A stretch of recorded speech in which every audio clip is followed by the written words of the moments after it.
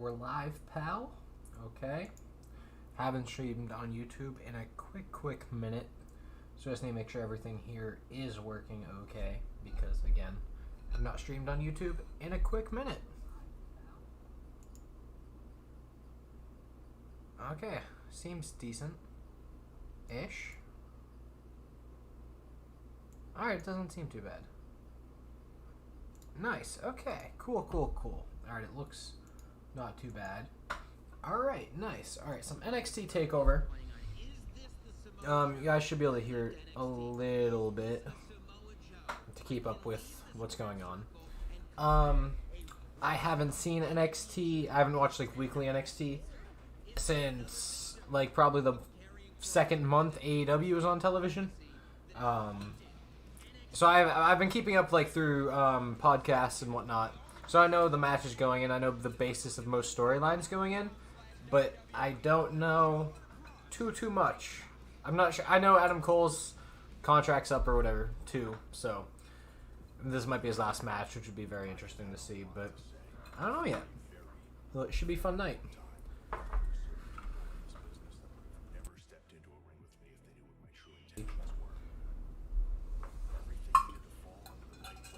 Already out of fucking water? Good God.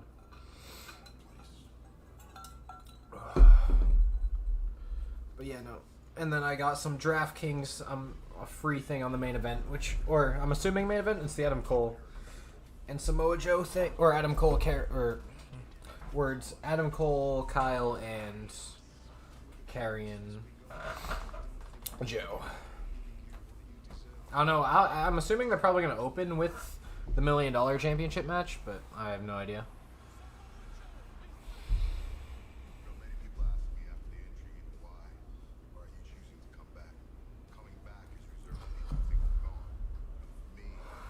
I'm really excited to see Joe back, though. I haven't seen this man wrestle in so long. But it should be fun.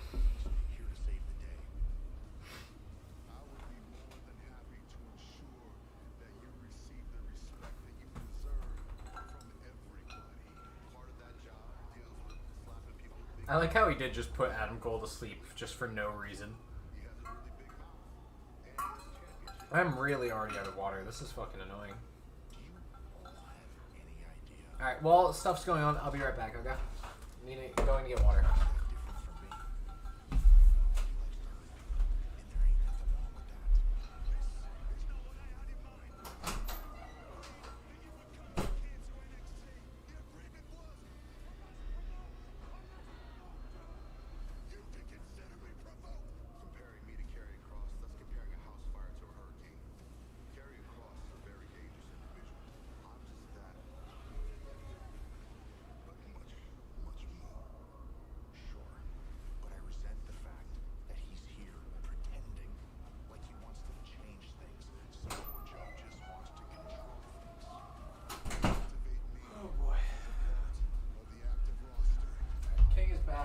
Good. Mic is in the way. Got the water. Water. Now I can fill the ice bottle up again. So, that's good. It's 8 o'clock. Let's start the show, goddammit. SummerSlam was last night. We had Brock and Becky come back, but the whole Becky coming back thing was kind of dog shit. No cap. But yeah, so hopefully we have a decent show to make up for last week's show.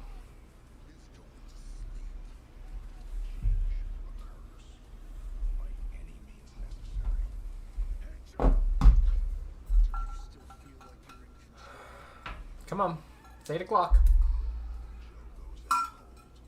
Do they really have Joe? Oh, okay, that looks like a deal. Oh, I heard about that brawl. Okay. I didn't know that Joe was chasing a car at one point, though. Talk. Griffen, a WWE fan. I am a professional wrestling fan, so not really WWE, but this is their sub-brand that's actually somewhat decent. Because last night's pay-per-view made me want to not watch this bullshit anymore, but CM Punk just came back on AEW, so that's the one good show that on every day. So not necessarily WWE's like my least favorite version of this product, but watching NXT because it should be decent. And Adam Cole this might be his last match on WWE, so maybe.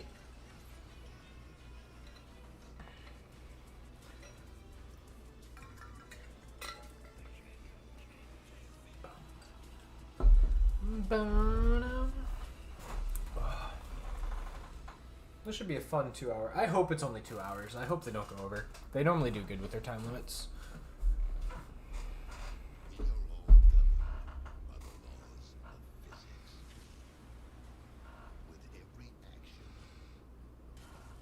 The whole Undisputed Era thing breaking up really fucking pissed me off too. Although I get it if Adam's leaving, but they didn't even know he was leaving or that his contract was up, so I'm not sure what they're doing there.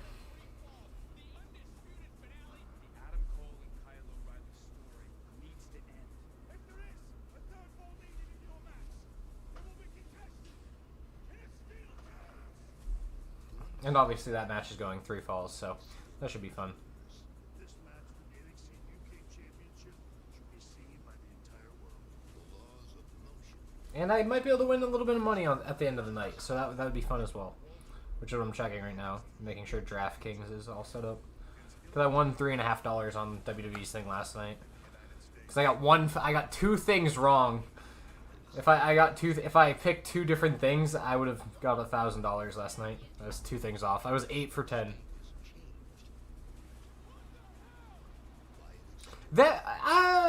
Yeah, I get that. That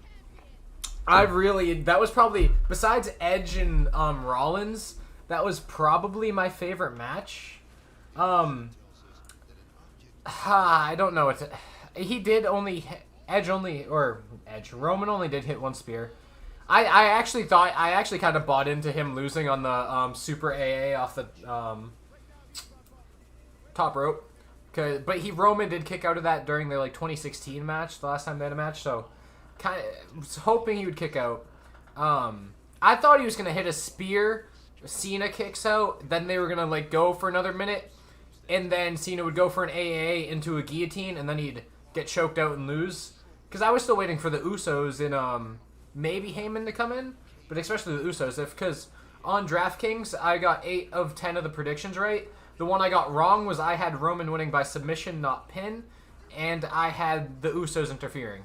So if the Usos interfered and Roman submitted Cena last night, I would have won $1,000. But no, he had to hit him with the spear. Fucking pissed me off. But seeing Brock come back with hair was fucking cool.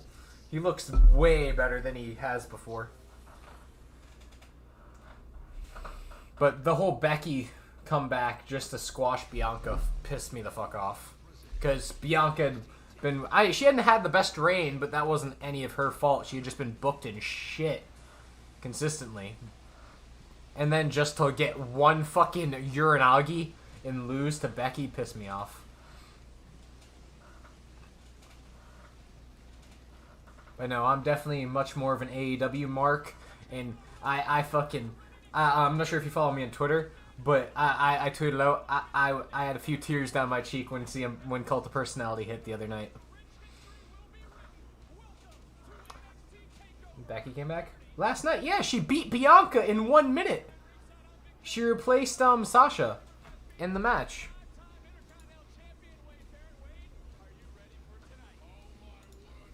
Yeah, she replaced Sasha because Sasha's injured or something, which they didn't announce until Bianca had already come out from the match, and they're like, well, Sasha is not going to be able to compete tonight, so... And then Becky came out and beat her in 1 move. I'm not exaggerating. She beat Bianca for the belt in 1 move. Just a simple Uranagi. Nothing else. Ridiculous.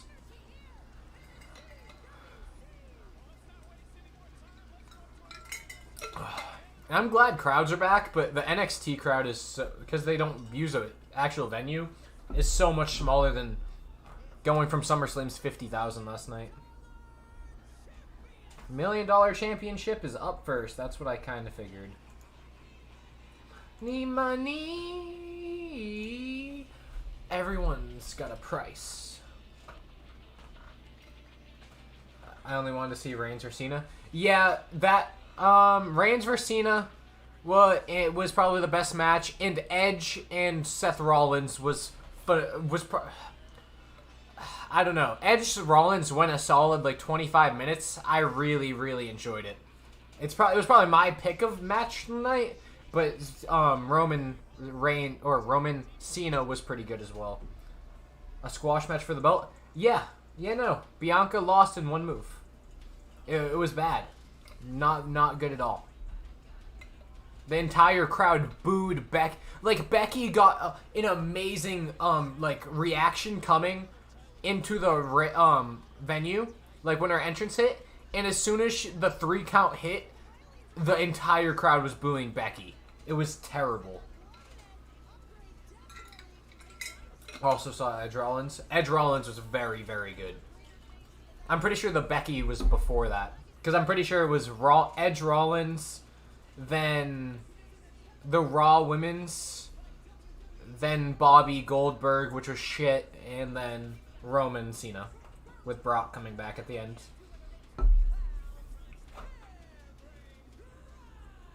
What do you feel about Brock's haircut, though?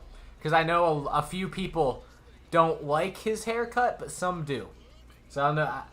I personally really love the ponytail.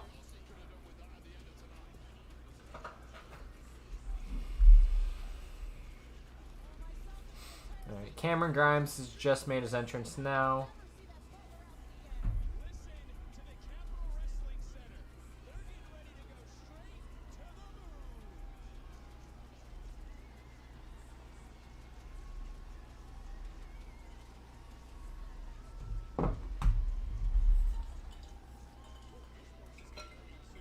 And I have not seen LA Knight wrestle, so I have no idea how this is going to go. I know Cameron Grimes was trained by Matt Hardy. I like Brock. Okay, cool. Brock with the ponytail is fucking dope. But...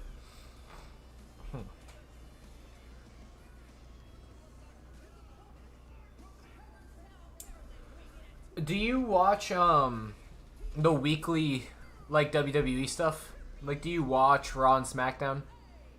Or NXT?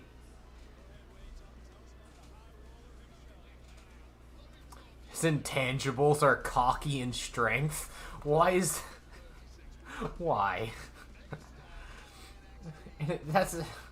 Strength isn't an intangible.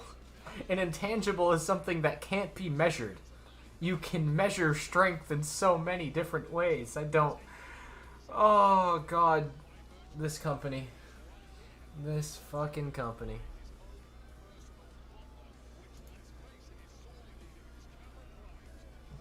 No, I haven't watched in a minute. Okay, I don't know why I have this chat open. This chat is so far behind my the actual chat over here. No way I can pop this out. Oh, I can. That's actually dope. Cool. Actually. No, I haven't watched a minute. Okay, good. You're not missing anything on Raw and SmackDown. I just didn't know if you were actually watching it. Not too much happened at all, really. But I do definitely recommend checking out AEW at some point, because AEW is very fun, and they're both shows now, and CM Punk's back, which a lot of people are interested in CM Punk. So move this over here. All right. I really want to see what this LA Knight's about, because I have heard a bunch of good things about him.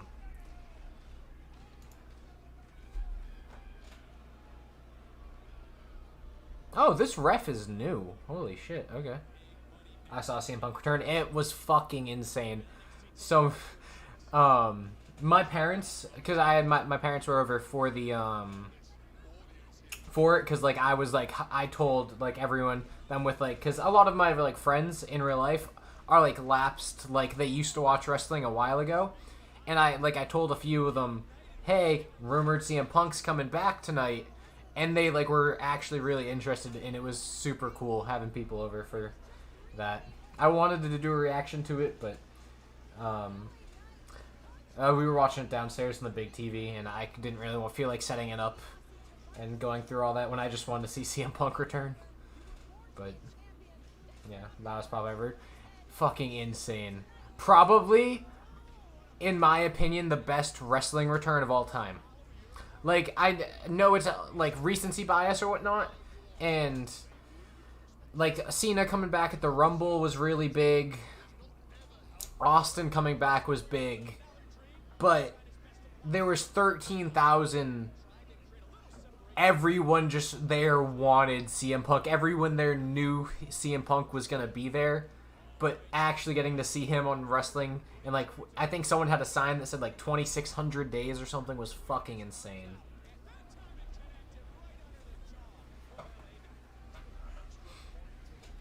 Facts. I really hope. Obviously he's having his pay-per-view match, his first match back September 5th, which I probably won't be doing a reaction to because I think I'm going over to my uncle's house because he's a big AEW fan as well. So I'm pretty sure we're going to go watch that together. But I'm very excited to see how he is in ring because besides like the TV show that he's in, the Heels like wrestling drama, he did say he hasn't really been in a ring that much. So I'm hoping he hasn't lost too much of a step. But either way, him and Darby Allin will be a fucking amazing match.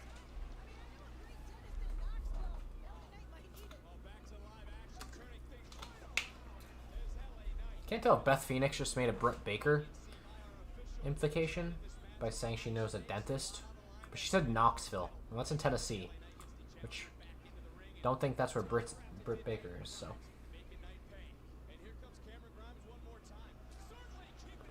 Okay.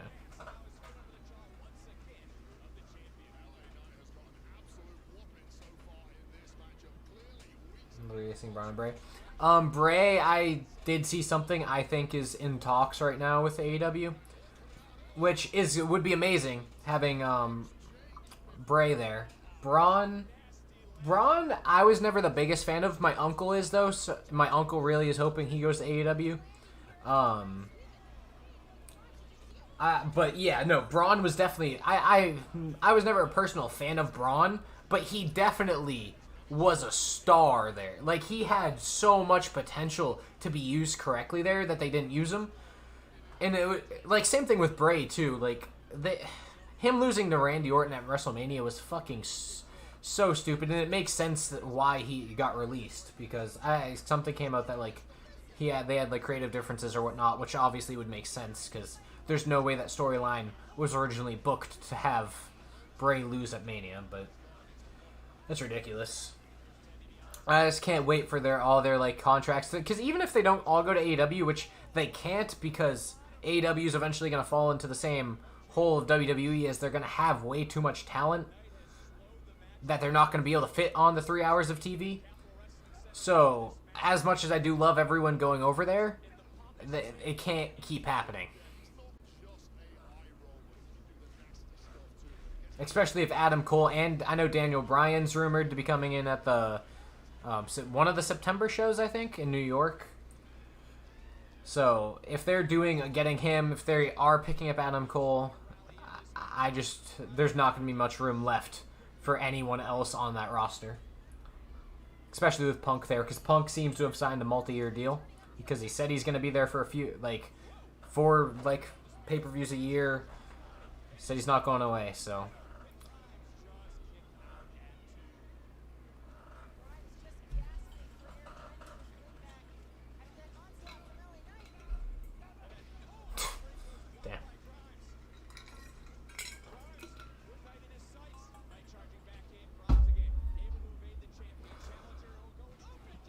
Oh, I wonder if Grimes still does his double stomp thing.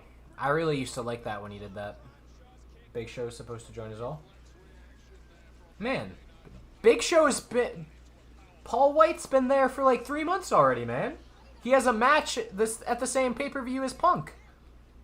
He's facing QT Marshall in probably like a 2-minute squash.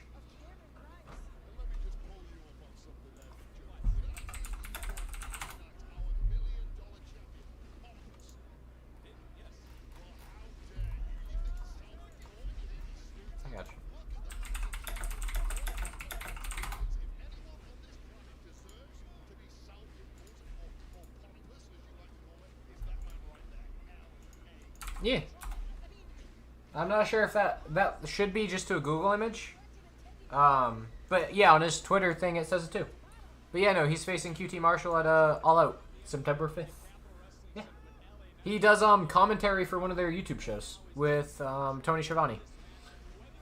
I'm way behind then. Yeah, I know a lot of people aren't like following AEW weekly. I'm hoping they're to see what their numbers look like though with Punk, because AEW had hit like 1 million 5 weeks in a row or something, and then the first episode of Rampage did 700,000, which on a Friday at 10 p.m. Eastern is pretty good. And it's going to be interesting to see how the Punk episode does, and then how Dynamite does this Wednesday with Punk being announced for the show.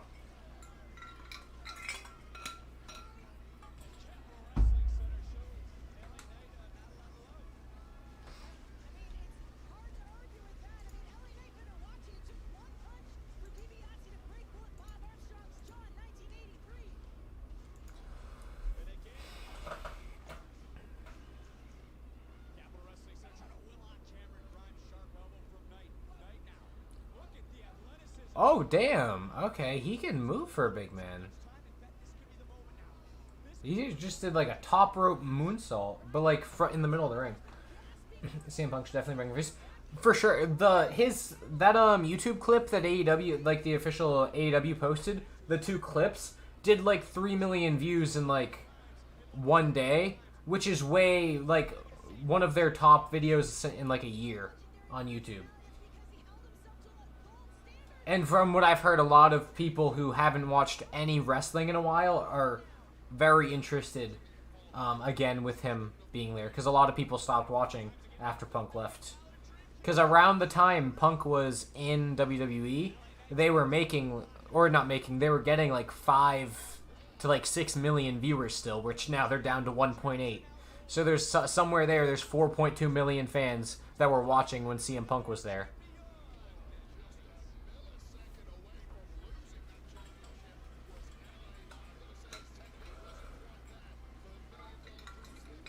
Who the fuck was he just thumbsing up with the announcer?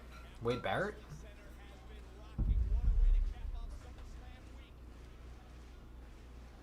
This crowd is pretty loud, though, for them being so small.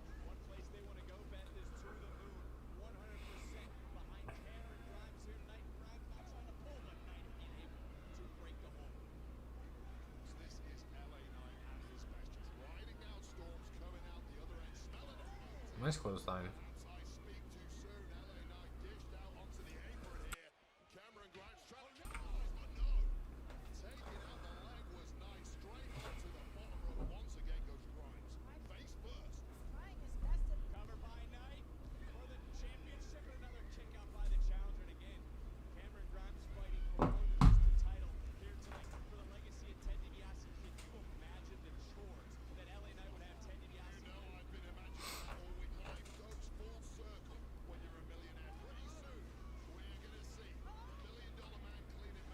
I don't know, where's he going there?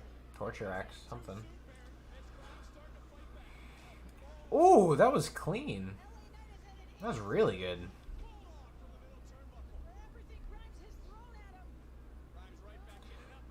Okay, is this his finish, maybe? Oh, he does a burning hammer! Or like a cool variation of it.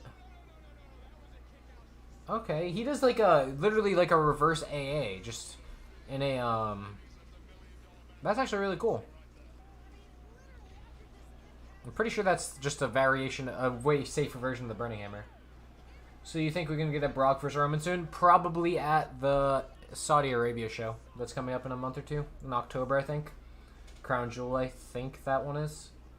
I think it's either going to be, they're either going to do it at Extreme Rules next month, and then again at Saudi Arabia, or they're just going to do it at Saudi Arabia. And have Roman, like, squash Finn Balor at Extreme Rules, which is going to piss me off because I love Finn.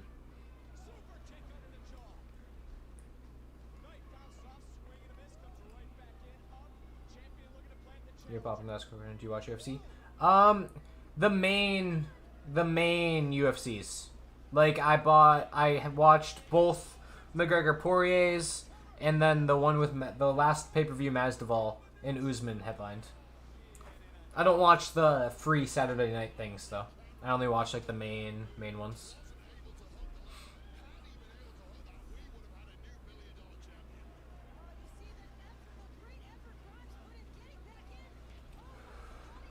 That's insane. I'm not sure how I like this referee's count though. She takes so long, but not in like a good Earl Hebner way of taking so long, just in like a she doesn't know how to move her arm way.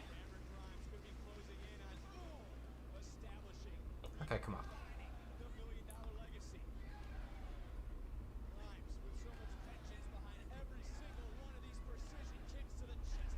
Is that really that much noise just coming from the kick pad?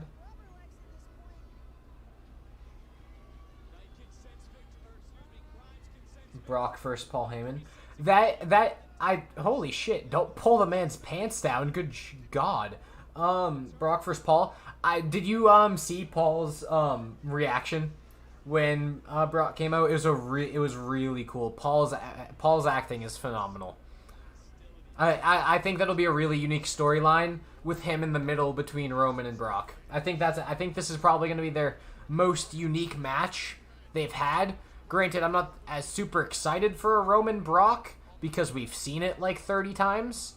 Granted, maybe with the head of the table character, it might be a little bit better.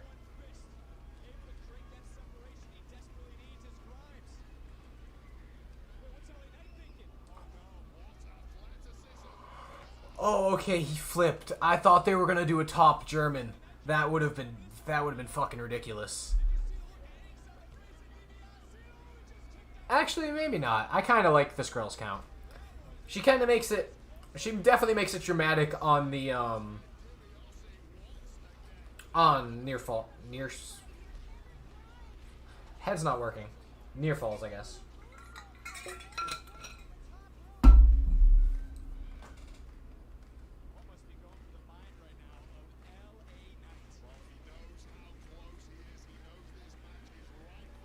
Isn't LA Knight the heel? Why is he...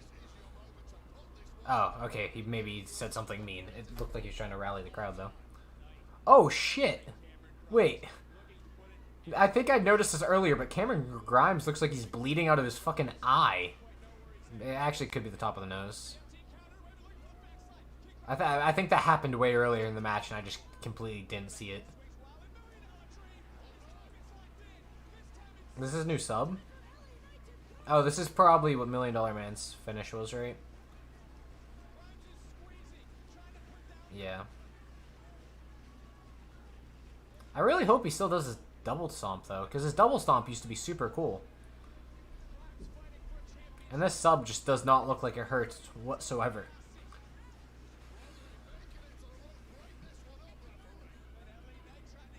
Oh. That's okay. I haven't seen that happen. That's a really good way to get out of that. I'll be okay for a minute. I'm gonna look at some time. Yeah, man, go do that. Don't really know anything that was great, really, besides Edge Roman or Edge Rollins and Roman Cena. Everything. Oh, actually, Priest Sheamus was pretty good as well. Priest Sheamus was pretty good. But yeah, now definitely go watch that Becky and Bianca squash. That should be on YouTube.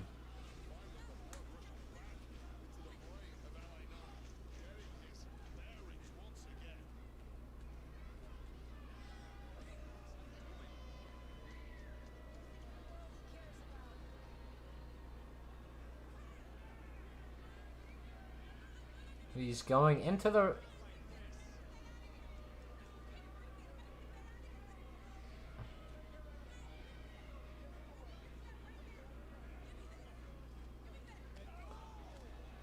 Okay, tried to use the belt. Oh, is Grimes going to use the belt, or is he going to give it back?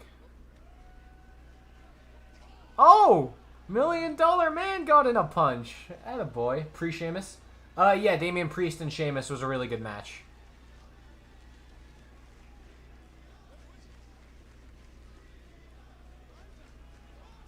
Oh, Ted's got the sub in now. Cool. There's no way the ref doesn't see this, though.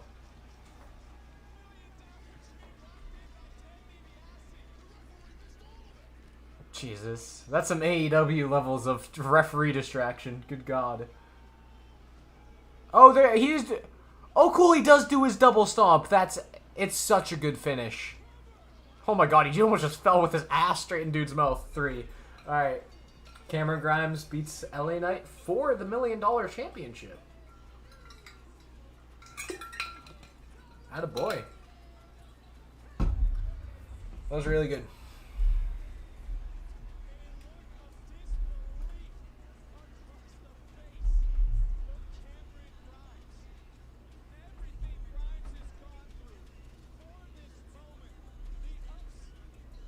I should probably tweet about this, huh? If I'm live. Should probably get in the habit of that. Oh, I didn't even post in the Discord either.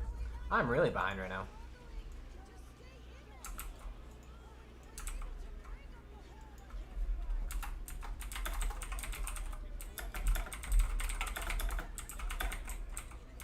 Sorry if this is making mic vibrate very loudly.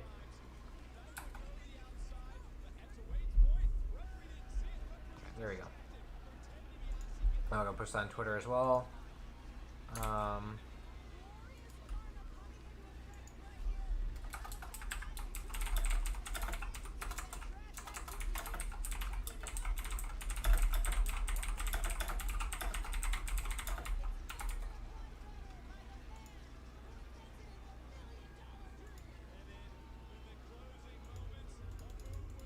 It's a pretty solid match. Where did I put this?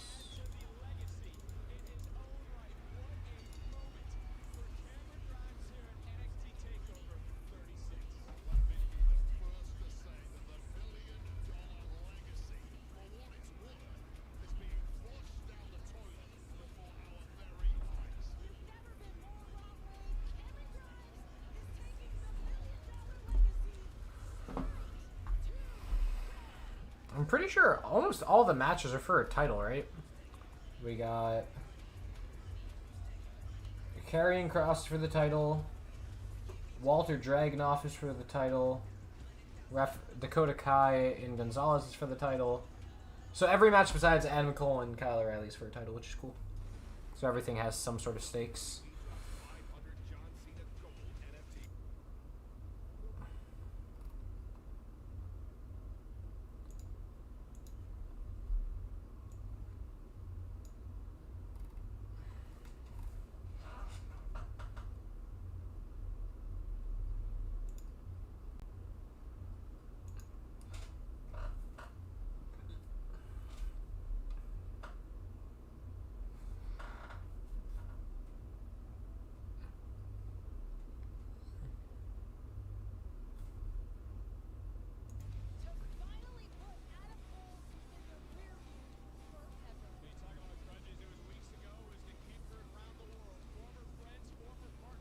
Oh, we're getting the women's match already?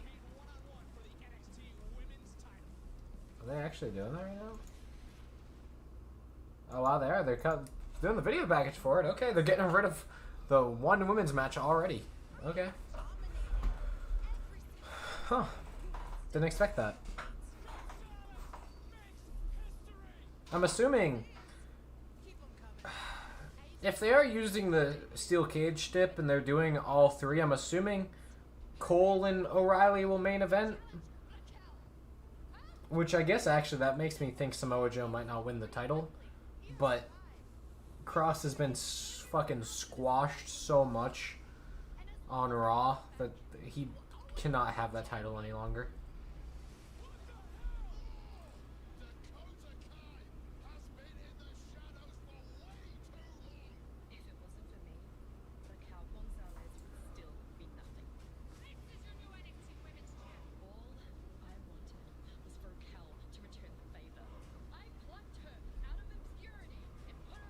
It really did. She was a nobody. Or at least I had no idea who she was before Dakota Kai.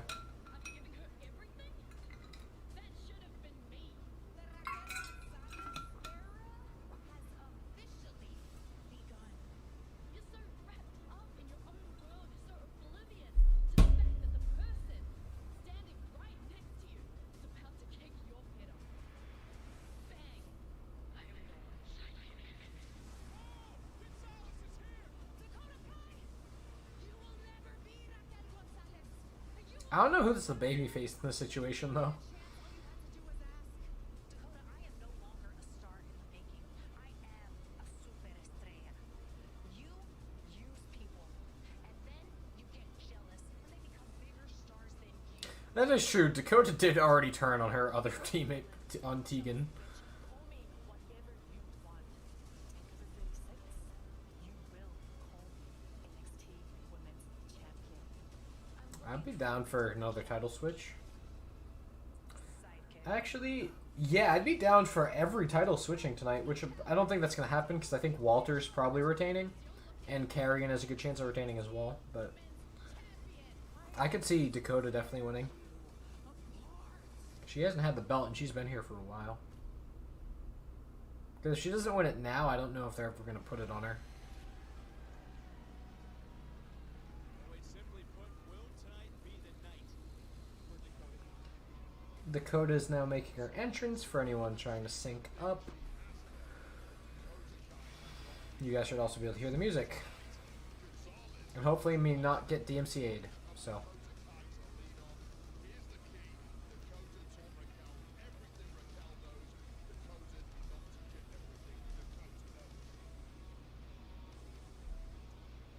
Tonight only courtesy of NXT official partner DraftKings, everyone can play free for a share of $10,000 in prizes in a free-to-play NXT pool. Just make your picks on the NXT Championship match and the Goldberg O'Reilly match. Get it up correct, you'll earn your share of a guaranteed $10,000 cash prize. Download the DraftKings app, sign up with code NXT, and play free for $10,000 tonight.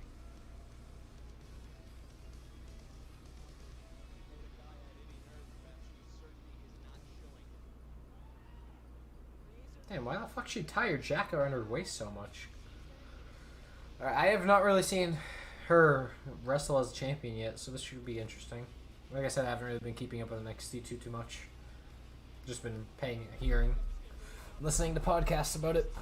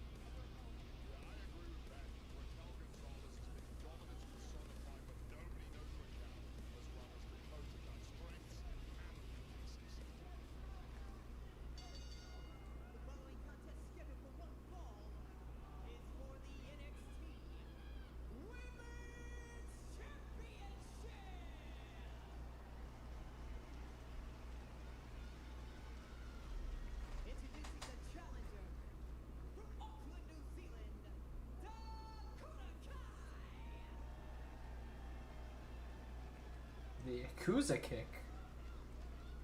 I thought it was the the chiropractor. It was probably, I think it was the chiropractor, right? Chingona bomb. Her intangibles are that she's a powerhouse. But no, because that's not an intangible, because it can be fucking measured. Oh, it isn't this hard. It isn't this hard to... Just the little things. It's the little things that piss me off. And the big things, but the little things like that AEW just doesn't do. I mean, and when they do, they fix it. Alright, this should actually be a good match, though. I'm hoping. Kai's really good, and I haven't seen much of Gonzalez, but I'm assuming if she's the champ, she's decent. Unless it's just because she's tall, which is very possible, but I trust Terrorizing's booking of this. Again, though, I don't know who the babyface is here.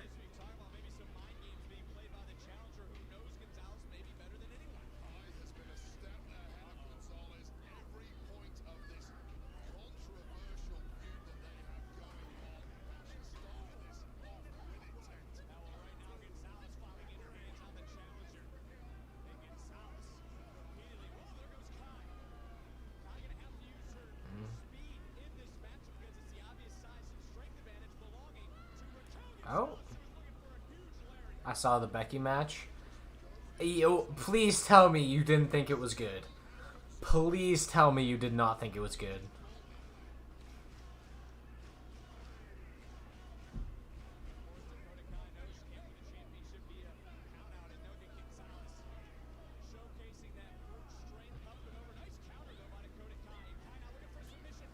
Koji Itami.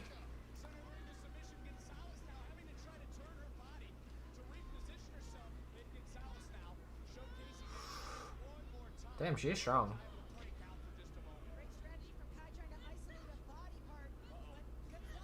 Oh! That was really cool.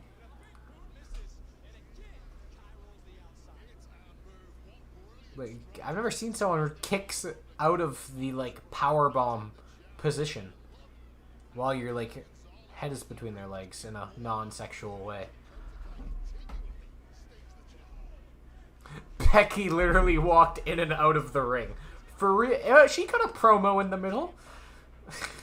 Very shit one, but yeah, no, it was not very good. And Bianca was just like laid there like, oh no, I have lost my belt. What has happened? Like she had like no emotion for losing her title in one move. Which, I mean, I get if I was her, because I would, if I was told that I'm losing the belt that I've had for like 6 months in one move, that's just as simple as Zaguri, I would probably not be too excited.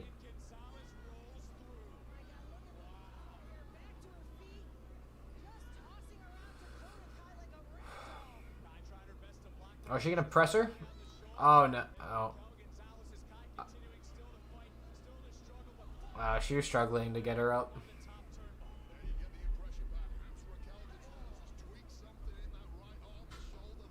Oh. I mean, actually, that might be storyline then. Never mind. If so, that's actually really good. Because I genuinely thought she couldn't get her up.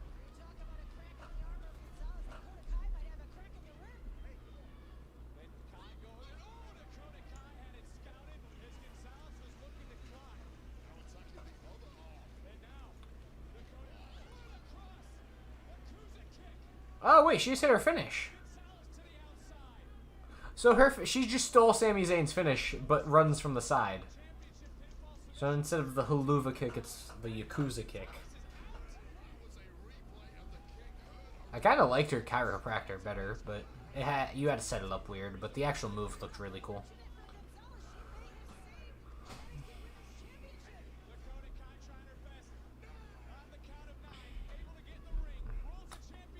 Uno, dos, kick out. The pink hair is definitely a vibe, though. Do you think AEW will surpass WWE at some point? I'm not sure. I don't think AEW. There's a core audience that WWE has that they're never gonna lose, because no matter what they do, they'll think it's amazing.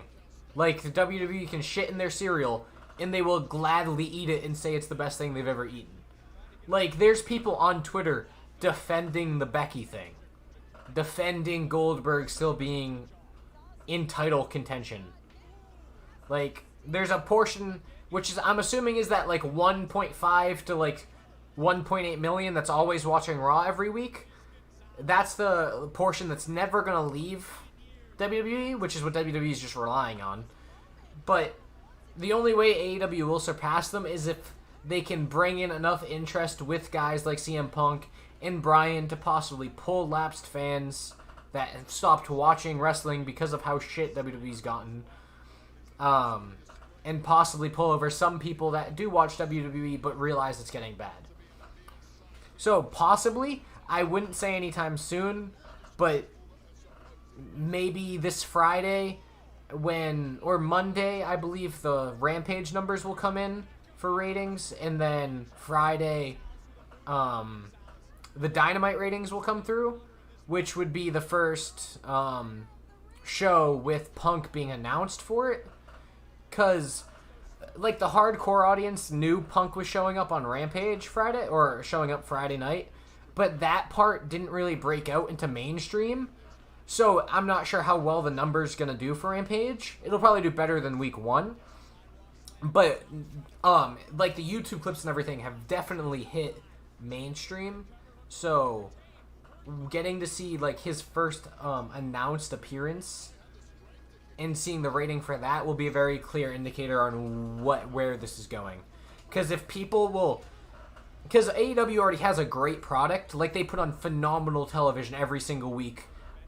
Really hasn't... Like, there's been some things that, like, I haven't liked in AEW, obviously, because they're not going to put on a perfect show for me every single week. But they have consistently put on great television since they've really started. So it's not that they have to do what WWE's in a position of needing to actually just put on better wrestling and stories. They already have that part. They just need people to tune in. And if they, like, tune in for a CM Punk, or a CM Punk, say, is promoted for middle of the card, middle of the show, they'll see all the, like, great new, like, 20-year-old wrestlers like Dante Martin.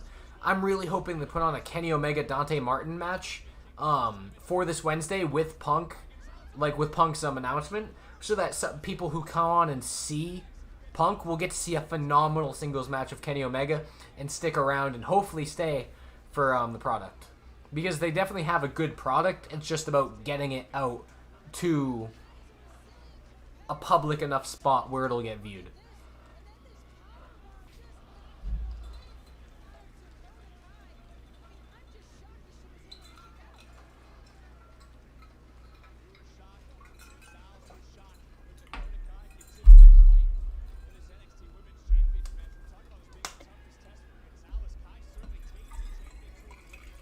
Water, water, water.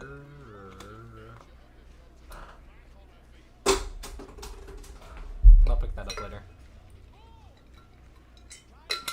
Why are they doing the Marty Scurll transfer to Dakota Kai? That's funny.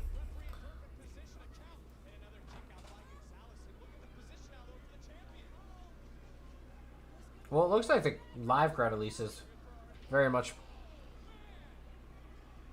Oh, fuck! And I didn't even realize they have the ramp that AEW normally does. From the stage to the ring. That's cool. I'm not sure if they've had that for a while or not, but...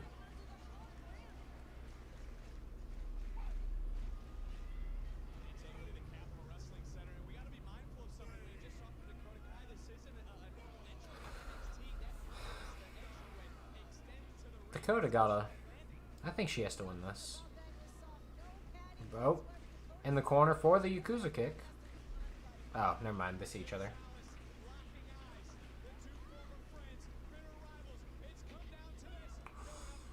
Going for a code breaker? Oh, that was a good super kick. That she just no-sold. Okay. A front kick. Oh, chiropractor. Oh, she actually did it. That didn't look as good as I remember, but it was still cool.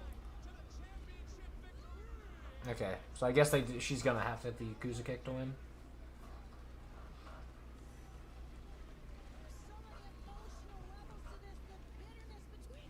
That super kick definitely connected. The front kick, not so much, but...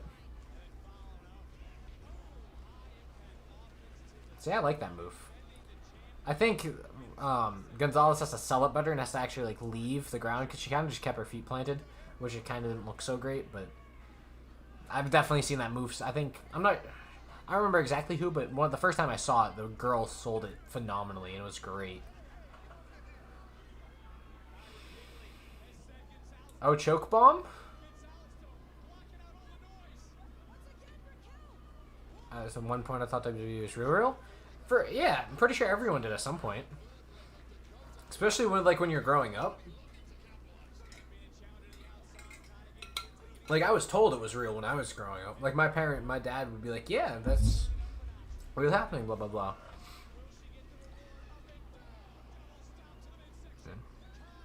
Oh, I used to be like when I was younger, I was definitely into it for like the whole this is just so cool seeing people get beat up because I thought it was real and obviously, but I took a break after Punk left because I was just sick of what was going on, and then I kind of came back a few 2 years later when the Shield. I remember I actually pedigreed someone in class, bro. You what? I've fake super kicked people in front of like teachers, and like that my like telling my friends beforehand, and they've sold it, and like my teachers have gotten like scared for a minute, but I've never actually like done a move to someone in class. That's fucking funny as fuck. But what do you call it? No, I came back like watching wrestling when the Dean Ambrose and Seth Rollins were starting to form again after the Shield had broke up, and they were like starting to reform kind of. I kind of got back into it from there, and then AEW, or I watched the G1 where the Tongans turned on the Elite and like Bullet Club split, and then from there I was just watching AEW once that finally got announced, and kind of just been really into wrestling for the past 2-3 years, like completely.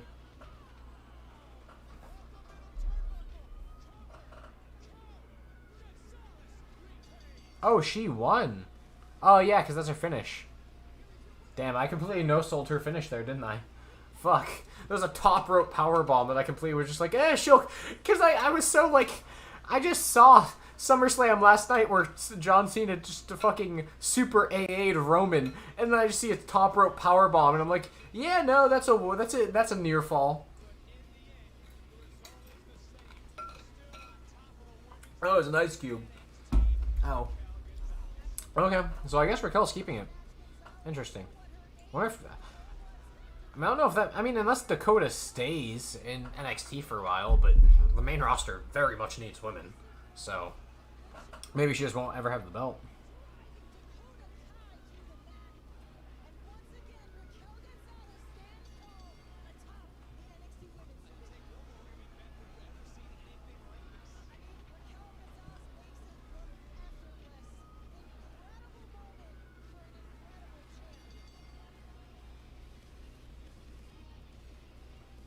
That was a pretty good match overall.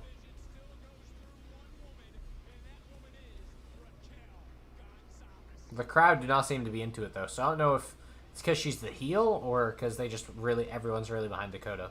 Because I definitely did want Dakota to win, but one old lady. Whose music is this? Oh, Kaylee Ray! She's from NXT UK, right?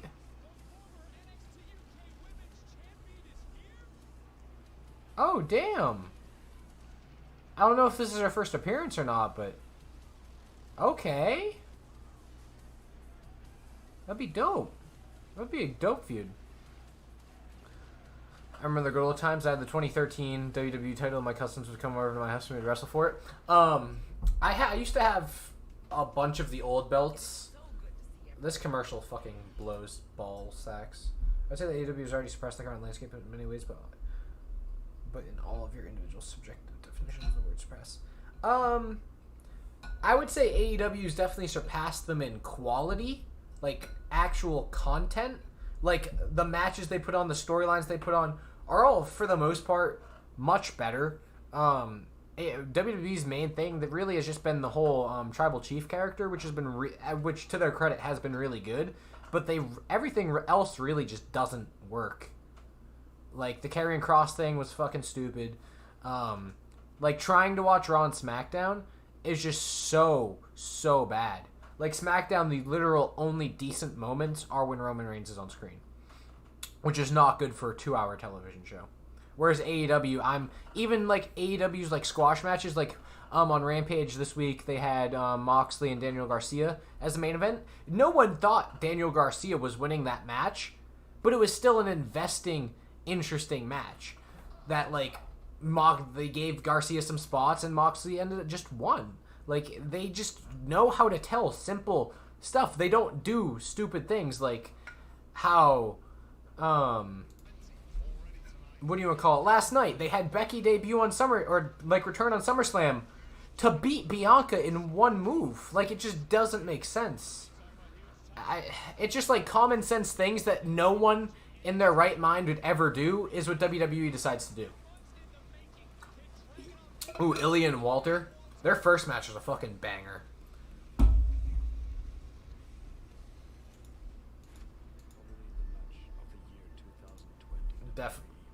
Definitely. That fucking UK match. I know not a lot of people saw it, but it was super good.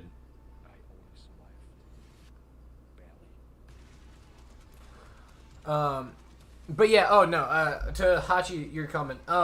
When I was probably in middle school, like 7th grade probably, I think.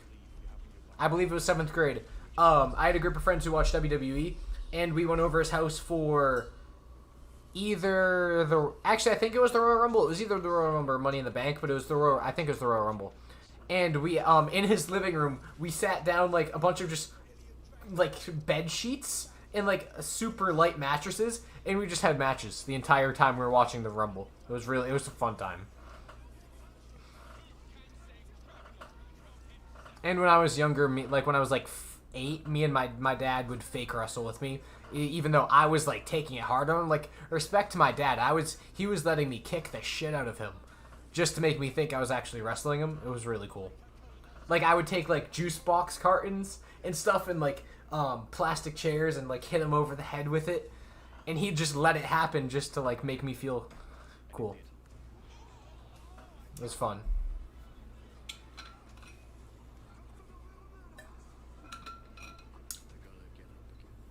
But I'm definitely excited to see how AEW's viewership and ratings do with CM Punk officially signed for what seems to be a multi-year deal.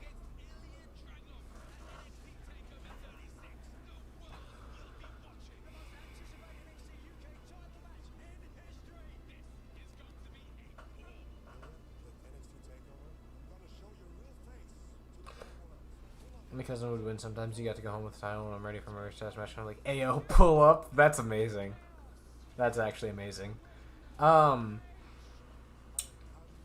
There is one. I do want to, at some point, get a, prop title. No, not like a prop title. Like, I want to, like, custom design. There's a few websites I've seen that are really good for it. An actual nice-looking belt. I'm thinking of getting one for the fantasy football league I'm in. I'm thinking it would be cool to like show up because I've come in second place my last 2 years of fantasy football, and this year my team is going to be absolutely stacked. So I'm going to try, and if I'm doing good, I might buy one of the like a fantasy football but like championship belt and bring it in. Like if I win, come up with that at the celebration party that we have.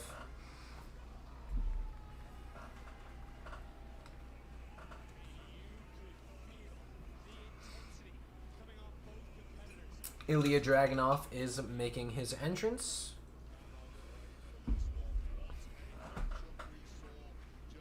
He has some, like, Band-Aid on his forehead. I'm not sure what that's from. Like I said, I haven't been watching NXT Weekly. Seeing that actually, it's not even on with AEW anymore, but I don't know why I don't watch it anymore. I guess I'm just not as invested into it as I used to be. But, like, when Ciampa and Gargano were going at each other, like, when Ciampa originally turned, I was watching that shit fucking every Wednesday night. What football team you support? I support a few. I like the Tennessee Titans, Green Bay Packers, and the New England Patriots. New England Patriots and Green Bay are the more of the teams I support the most. But I have started liking the Titans in the past few years. If we're talking about the current creative evolution and process of the Rumble Pro Wrestling, AEW's tops, but still WWE's longevity to respect. Oh yeah, for sure. WWE's built an empire. They've been around for so damn long. But, and like, I respect that, like, completely. They still do have their solid moments, like Roman Reigns, even though Walter's entrance is fucking amazing.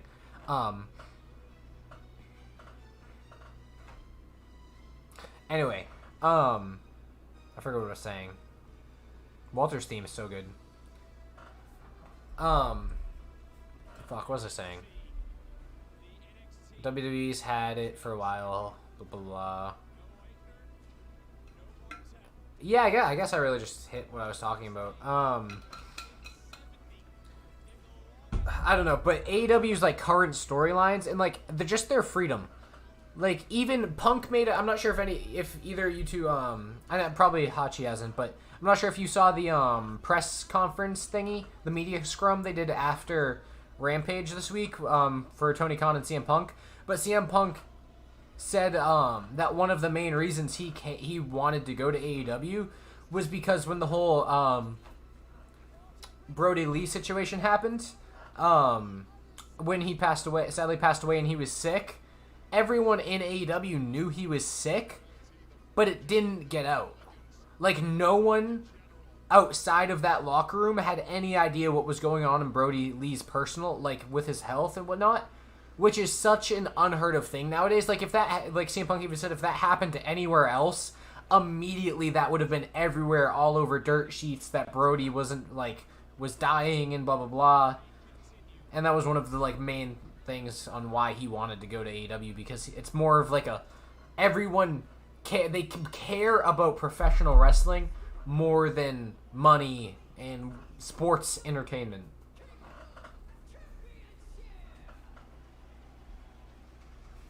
And also Vince has been screwing over fucking Mr. Terror Horizon with his fucking NXT shit. Okay, at least Ilya's intangibles are actually intangible.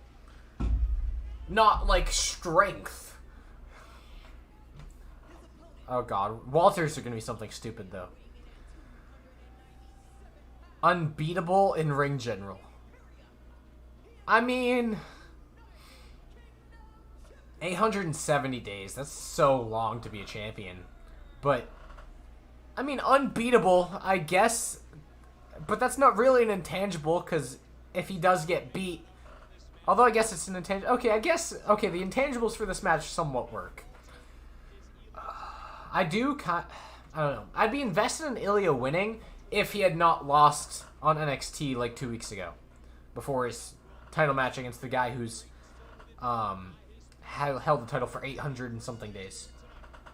I do not know how to pronounce your name, so I'm going to say Abeshk? What's up, man? How you doing? You're the AEW wrestlers write their own story. Yeah.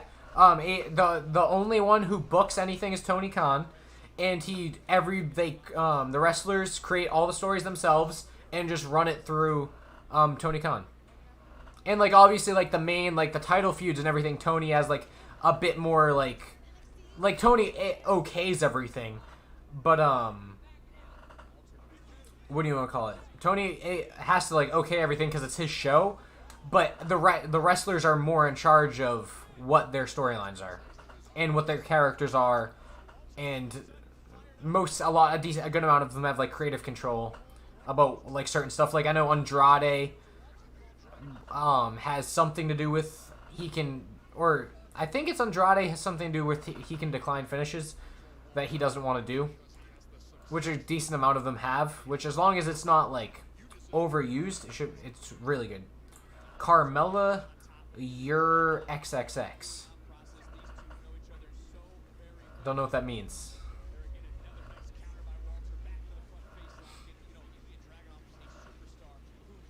Okay. If I know anything about Walter matches, it's gonna take the next 2 hours for this to pick up, and then it'll be really good for 5 minutes. That's not fair. Walter Pete Dunne for the UK title was fucking brilliant. I just needed this man to slap the shit out of Ilya Dragunov for like a few minutes.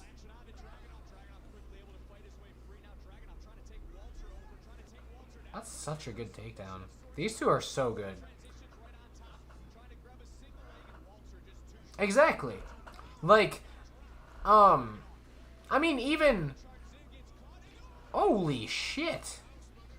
Just fucking held Walter in the air for a second.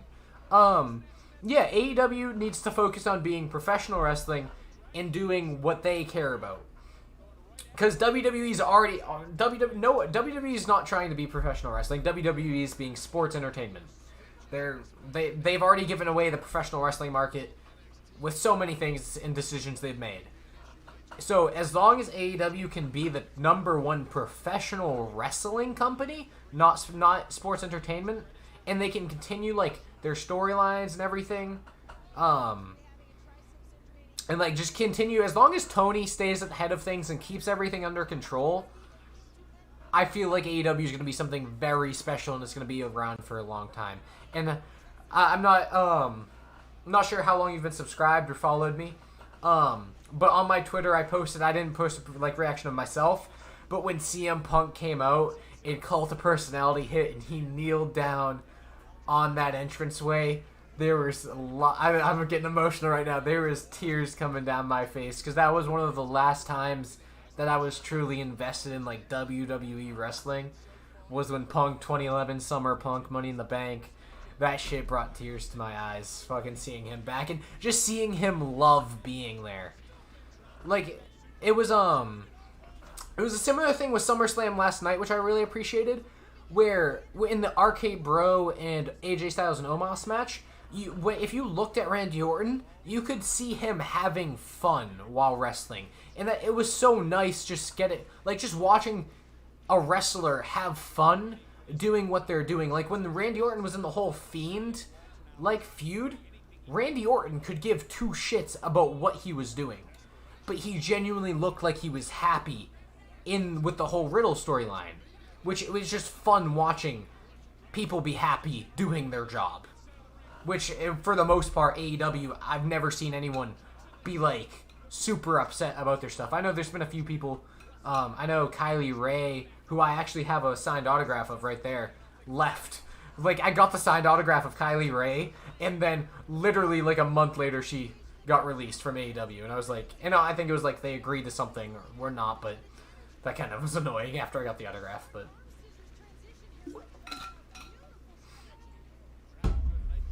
No, I'm very excited. Punk Darby at All Out is going to be fucking phenomenal. Also, I know it's not going to be like a long match or anything, but I'm happy for Paul White to get back in the ring, even if it's just a squash against Cutie Marshall when you drag her out. Exactly, and it's fun getting to see, because you could tell that Punk was not happy. Obviously, his last few years, there would have been no pipe bomb promo if he was happy. Like, Dragunov is very good.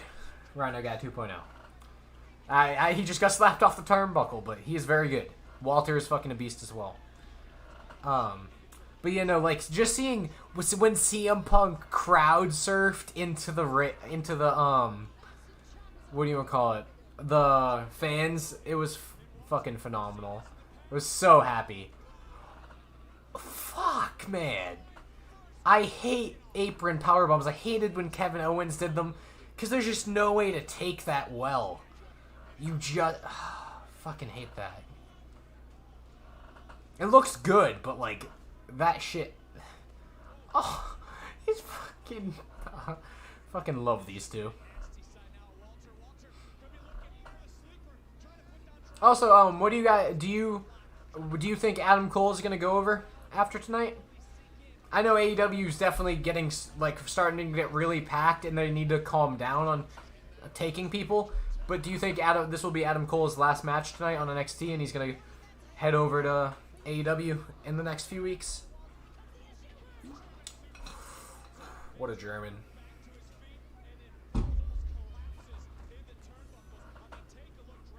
This match should be on fucking WrestleMania. This should be... Walter Ilya Dragunov should be a WrestleMania match.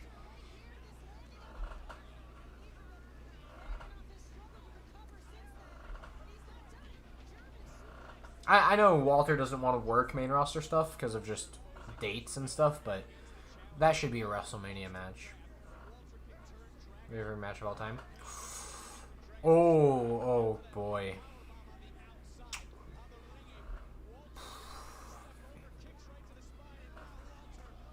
That's hard.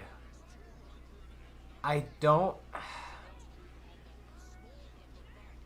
what is my favorite match of all time? There's so many. Um,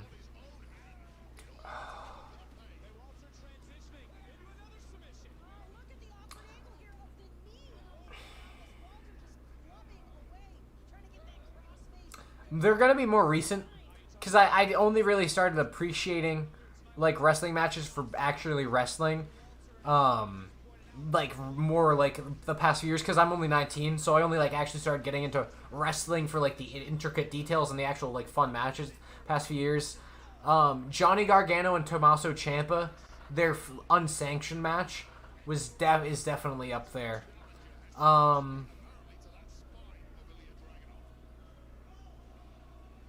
know my least favorite match is 20-1. When Undertaker lost to Brock, that was pretty fucked. I don't think anyone expected that. But favorite match of all time, Gargano, Ciampa, their first ever unsanctioned match is definitely up there. These two are just fucking slapping the shit out of each other. I'm trying to think. Wait, I'm 19. 19.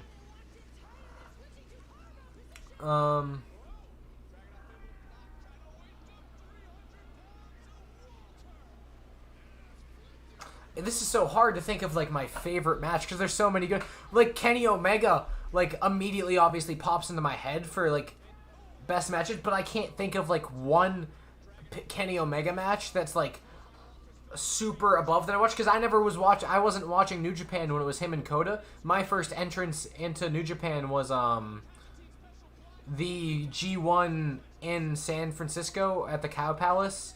That was my first time watching New Japan, was when the Tongans turned on the Elite. So I hadn't gotten to watch the Okada Kenny matches. I still haven't gotten around to watching.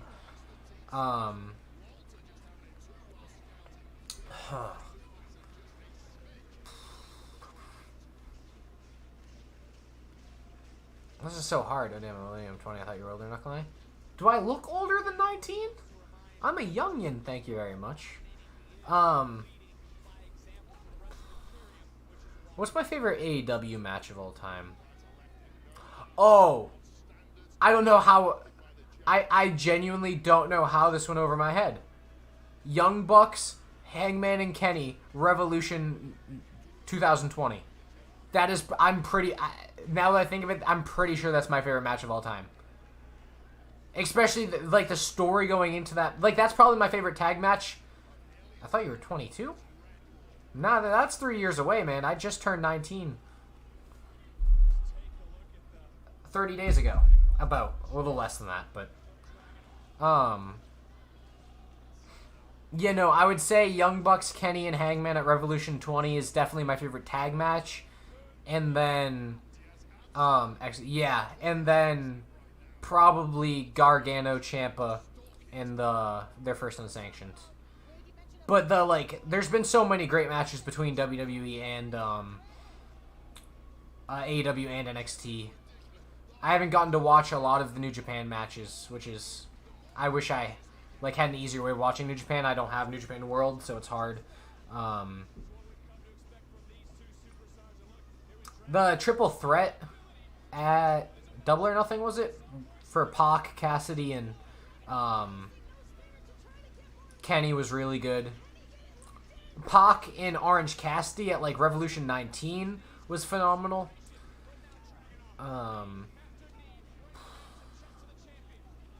Oh, I got to watch the match.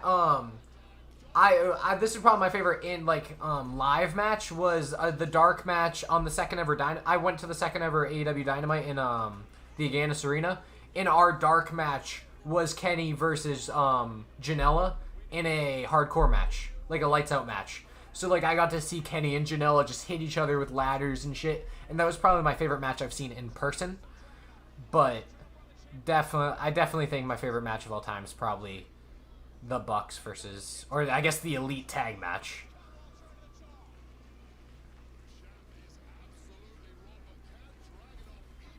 Yeah, it was insane. It was so good. And that was also the show where the Private Party upset the Young Bucks in the tag tournament too, which blew my fucking mind. Because, like, at that point, Private Party was, like, not a well-known team. Like, they had been on a few shows, obviously. But, like, first round, them eliminating the Bucks was absolutely insane. Like, the crowd went super fucking nuts. But I'm going back to their next show at the Agganis Arena October 28th. In a month or two.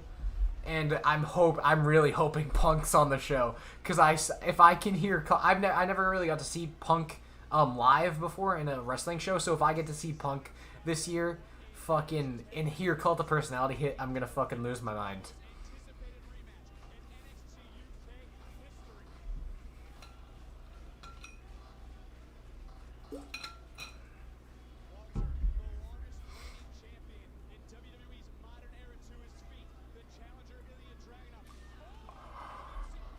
Holy shit! That was so loud, and that was to the back of his chest. Both their chests are so red. Jesus Christ.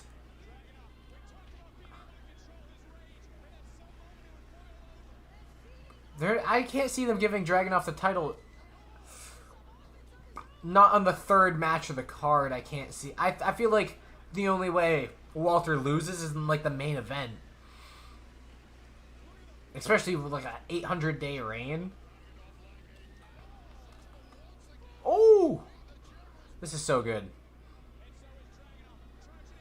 Okay, but no one can do a V-trigger as good as Kenny.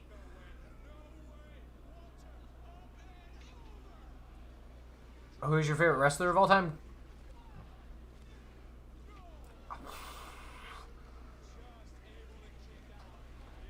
I mean, I don't want to say CM Punk. Because... See, I don't want to say CM Punk or Kenny, because those are, like, mainstream, like, answers. I guess... By the time the Punk's at the Free Bank, I bet he... You know, he's definitely gonna... He definitely said he's gonna be working a lot of the shows, so that's what I'm saying. I'm hoping it's not like the one show he takes off when I go. But, because, like, he did say on the, like, Scrum after that Kenny, like, there's so much talent that he doesn't need to be on every show, because even Kenny and the Bucks aren't on every single show because of how much talent they have. So he might...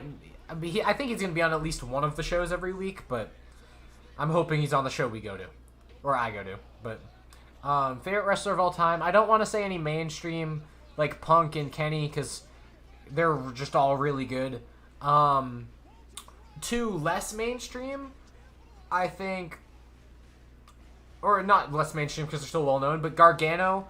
I've never really ever disliked one of Gargano's matches before.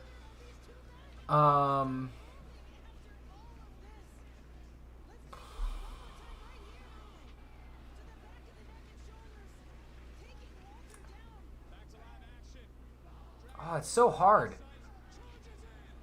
Gargano is definitely one of the dark horses there.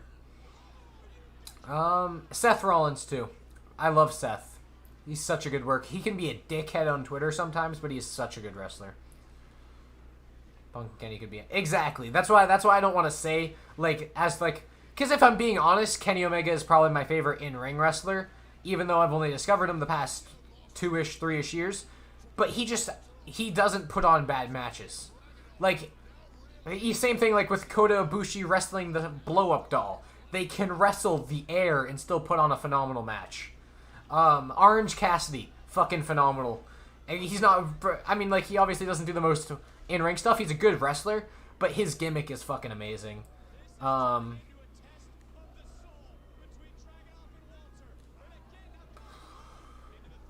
always really liked Brock, too. I know people get, like, annoyed with him not showing up and being a part-timer, which I also have a problem with, but, like, Brock also puts on really good matches besides the one Dean Ambrose one at Mania, but probably Gargano is one of my favorite less picked favorites, like, that less people would pick, because I know a lot of people don't think he like sells very well or anything. Because I know he did get a lot of backlash when him and Adam Cole had those trilogy matches, even though I love those matches so much. Undisputed Era was fucking one of my favorite stables of all time until... I mean, I guess they still are one of my favorite stables of all time. Them breaking up was really sad, but...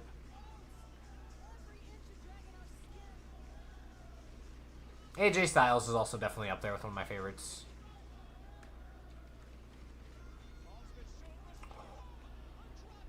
Fuck, man. These guys literally just...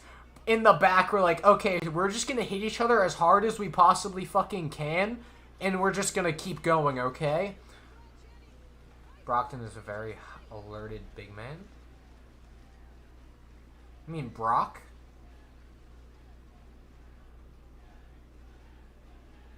Brock is definitely a very alerted big man. Speaking of big men, Keith Lee and Dominic Dijakovic are fucking phenomenal. Their matches they had in NXT before they got called up were amazing.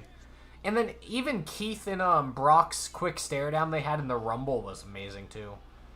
Bro, Walter is literally murdering this man. Brock is a very talented big man. Yes, for sure. Definitely. I just wish he cared a little bit more. I wish he did it for more than just the money and the paycheck. Because that's always been my one thing with him is you can always tell he's doing it for money. That it? Oh, he kicked out of the splash. That's what he beat done with. Okay. Adam Cole and Ricochet are also very high up there too. Aleister Black. There's so many good wrestlers that I just love. That are just so good and just... I don't know. I know wrestling viewership isn't at like an all-time high right now, but the overall quality of... wrestling right now, this might be like a bad take, but I believe the quality of the actual matches are at the peak they've ever been at right now. Like, there is so many good matches and good talent to put on those good matches than there was like 10, 15, 20 years ago. Because, like, there's been good matches, like, obviously throughout, like, the history of wrestling, but I feel like there is... Black is all... Yeah, no. Malachi and Cody's match was really good. Nice, short, quick, 5-minute, all it needed to be match. He's gonna absolutely fucking murder Arn Anderson's kid Wednesday night, and it's gonna be fucking amazing. Brock Anderson is going to get absolutely fucking murdered by Malachi, and it's gonna be the best thing on the show.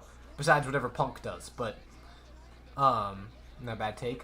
I don't know how wrestling fans would take that, because I know a lot of people have their old like their Austin Rock days where everyone's like super fan of the Attitude, like the Aggression era and whatnot, Ruthless Aggression. But I feel like the overall quality of matches nowadays is just so well. Like you can take like two wrestlers from any company, like at random, and for the most part, if you put them together, it'll be a very good match.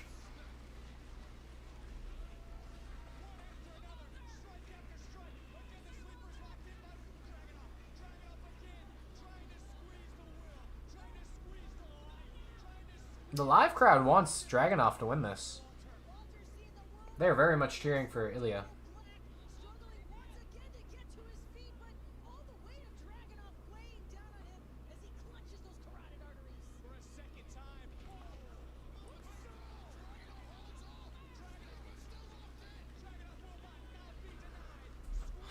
I'd be very surprised if Ilya wins this match.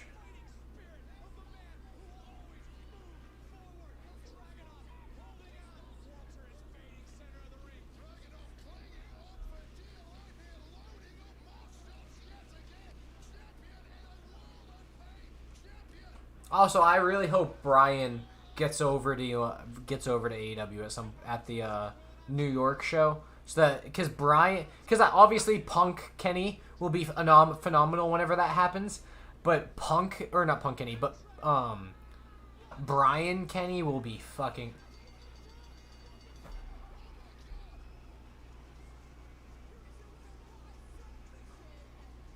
Yo, Ilya just won.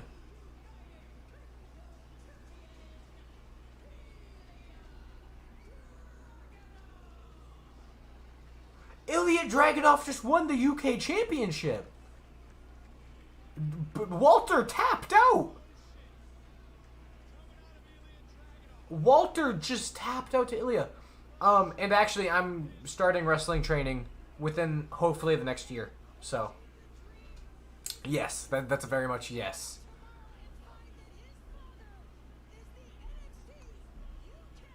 I can't believe Ilya just won that belt.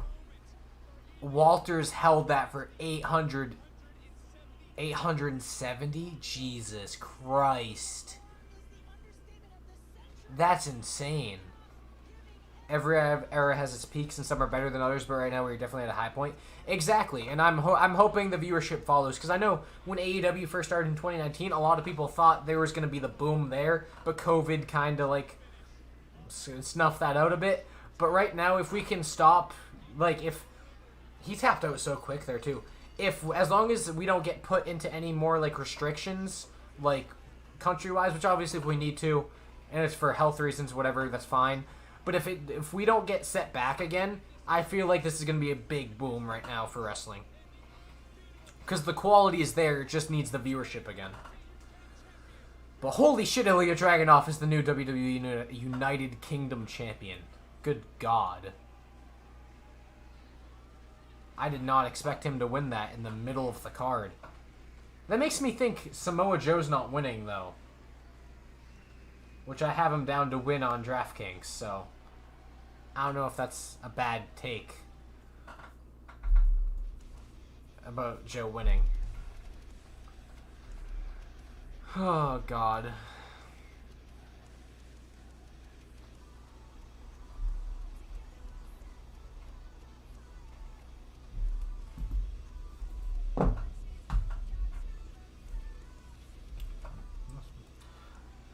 So do they do Joe Kross next, or do they do the title, or the 2 out of 3 falls? Twitter's going insane right now for Ilya's win.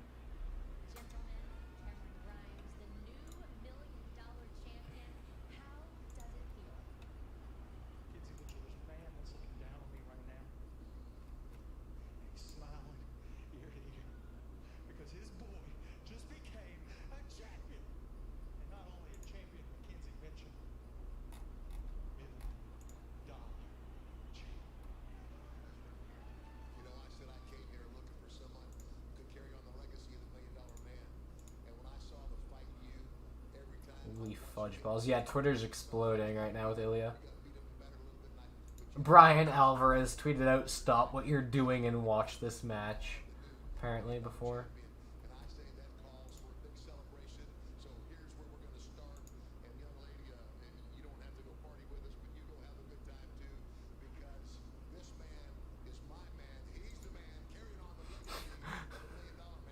Isn't it 30 minutes left for Takeover to be done? They have 2 matches left. They might go over. They're probably going to go over 2 hours. It only started at 8. They probably have about. They might go till 11. I wouldn't be surprised. They only have 2 matches left. They only do 5 matches a card, though.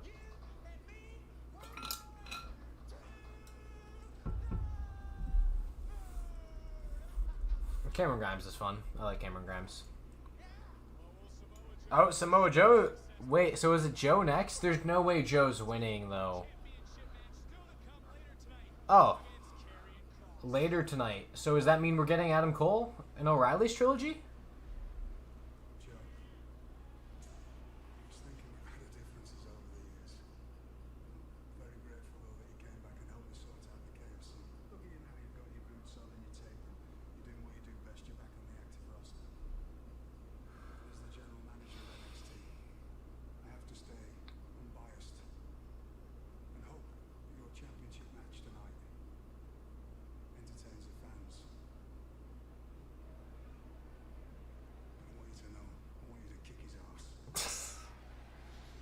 It's not very unbiased of you, Mr. Regal.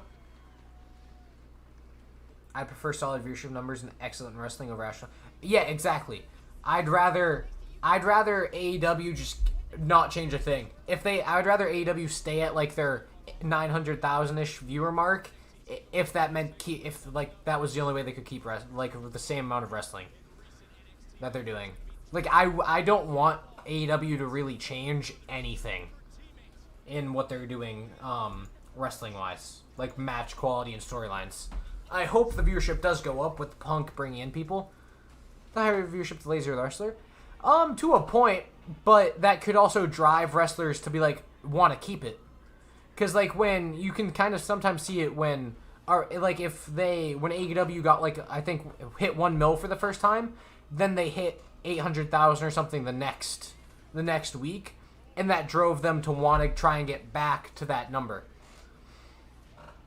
As long as, I think it depends on the person, but I don't think high viewership necessarily will automatically make the company get lazier.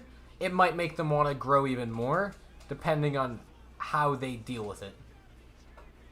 Because, like, at least for me, when I get, like, when my YouTube numbers do good, like, when the Boruto video went off and I got, like, 30k views or whatever, I didn't, like, just sit back and be like, job's done, time to let the money roll in. No, I got a better camera, I'm still trying to make upgrades and everything. I'm trying to still keep everything as interesting as possible. And fun. I'm not just giving up because I'm getting better numbers than I was 6 months ago when I had 100 subscribers. I think it all just depends on the person. Because some people also, like, if, like, they're going to the gym, for example, and they're not getting results, might just stop going to the gym. And that wouldn't be, like, in that case, it would be, like, viewership going down in general. Kyle, my thing right now is if Kyle's wins this, I'm pretty sure Adam's gone. If Adam wins this, I definitely can't see them leaving. Although, I feel like Adam loses this either way, just because Kyle, I mean, even if he isn't going to AEW, he's going up to Raw or SmackDown, I'm assuming.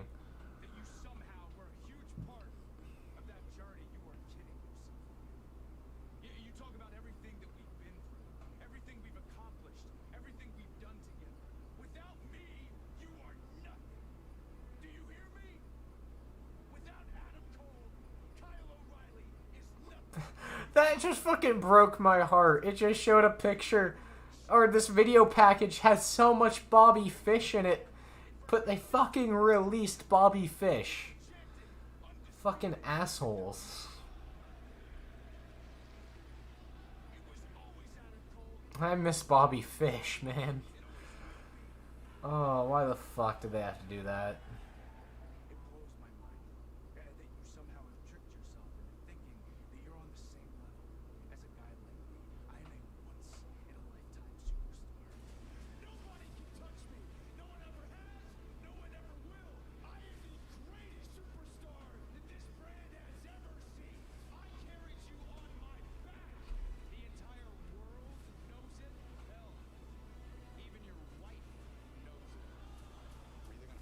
Jesus, I did not hear that promo. Oh yeah, they did do that one seizure angle with Kyle that I know a lot of people weren't fans of. At Takeover 36, I end Kyle O'Reilly. And that Is undisputed.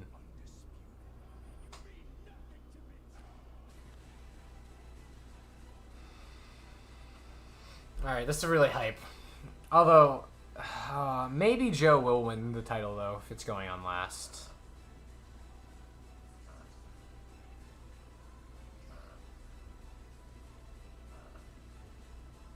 Oh, I need to check DraftKings for this, because part of this is for DraftKings, too. What did I pick? Hopefully it's live, so I can actually check my picks. Also, they got the most generic fucking music after the greatness. That was the Undisputed Era's theme.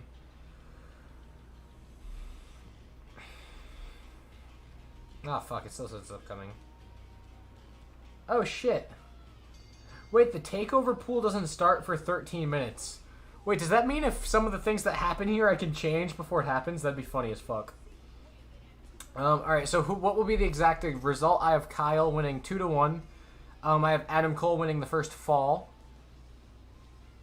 I have Kyle winning second, and then Kyle wins one with submission. Okay, it's fine. But depending on if the first match gets over in the next 13 minutes, I'm going to change that and make sure I get myself some extra money.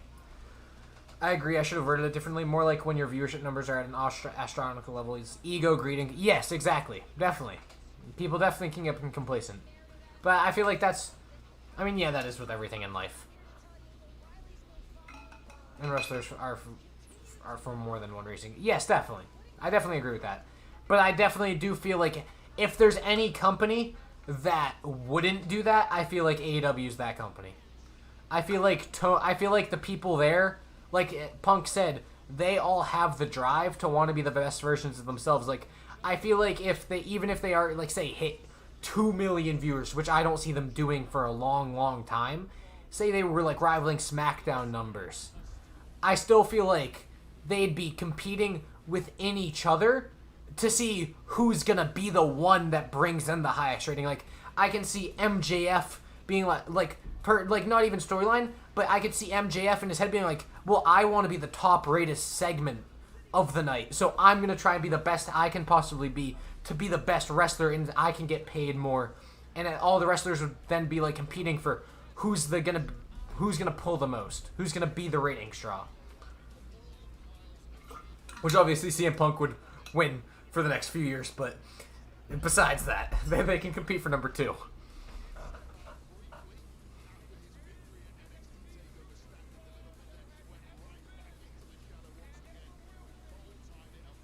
Best there was and best there ever will be for NXT. It's Adam Cole self-proclaimed right now.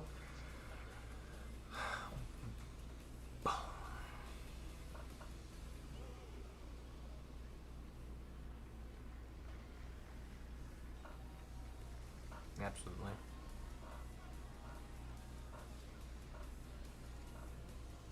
I just realized the chat doesn't pop up on the screen. Green.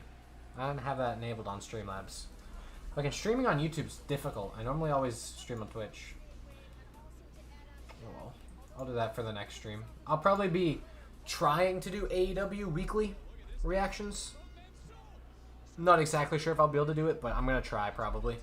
Might not do the pay-per-views because I'm normally going to be somewhere watching those, not at my house, but I'll try. I'm probably going to start trying to do weekly or AEW reactions. Especially with Brian and everyone rumored to be coming. Because I'm definitely not going to... We're definitely not going to, like, go away from popping a big YouTube number for a reaction video, so...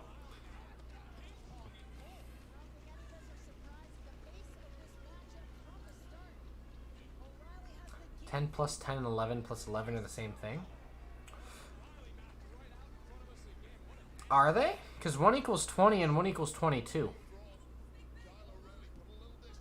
I'm not sure if your math is quite on.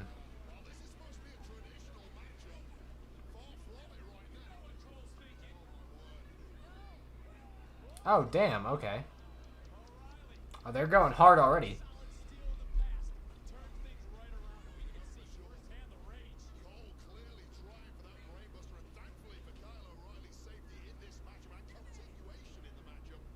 As long as you're having fun. Yeah, definitely. I mean, I watch AEW every night anyway, as soon as it comes on TV, so there's no reason really for me to not just have it on, just in case something fun happens. Could do it for Rampage as well. I'm not sure yet. But I'll probably start trying to do it for Dynamite. You don't get it. What the... No, I don't. 10 plus 10. I know, like, you're adding the same number to each other.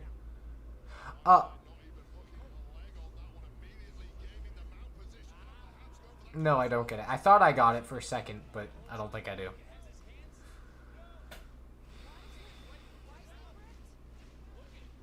Kyle is so good.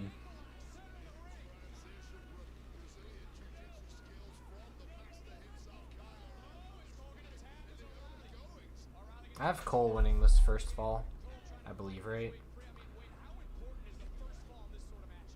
I keep checking because... Oh, shit, he's hit the last shot! He's kicking out. Okay. Damn, that's annoying. Oh yeah, it still says there's 23 minutes left. Okay, so you can definitely cheat a little bit on this one, huh? Interesting. You did get it. Wait, did I? Wait, I didn't even say what went through my head, though.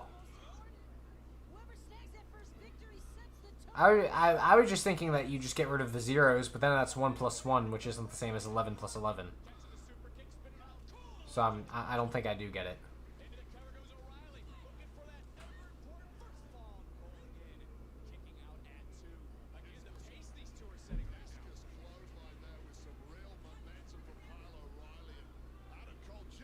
Ooh! Not as good as the moonsault into it. 10 plus 11 plus 11 is 20.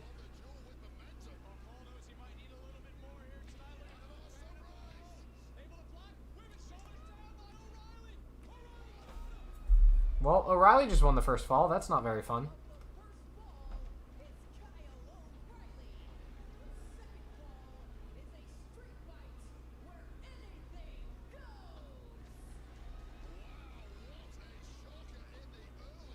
Okay, well, I edited that on DraftKings.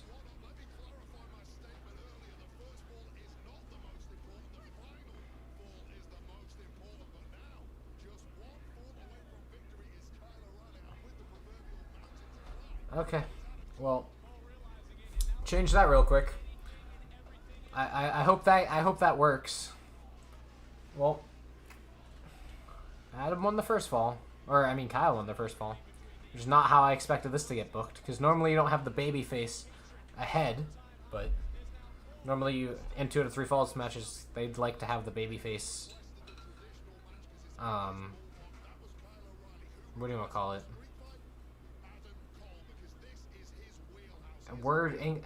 I only got 4 hours of sleep last night because of Boruto. English is very much running out of my mind right now.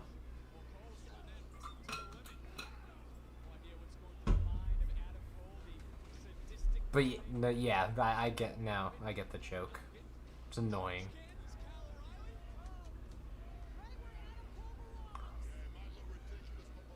Oh boy. That sucks. That sucks to take.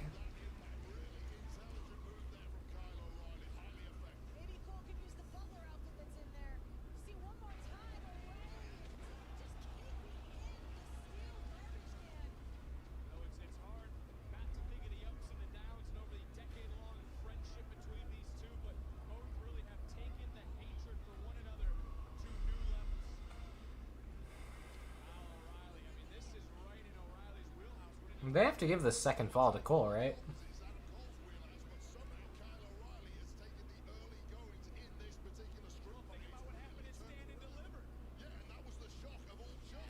Ooh.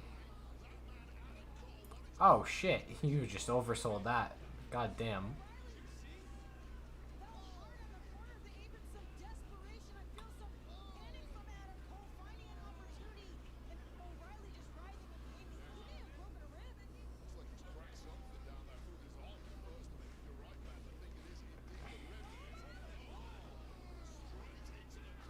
I think the rib's an angle. I don't think he actually hurt himself. I'm assuming at least. I trust Adam to be safe with him though.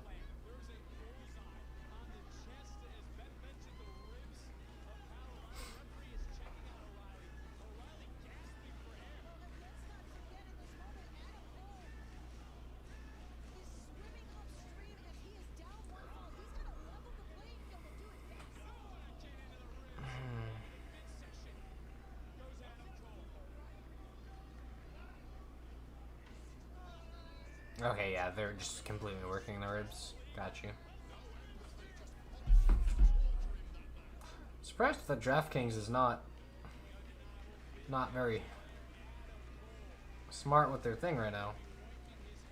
Oh, they just made it live now.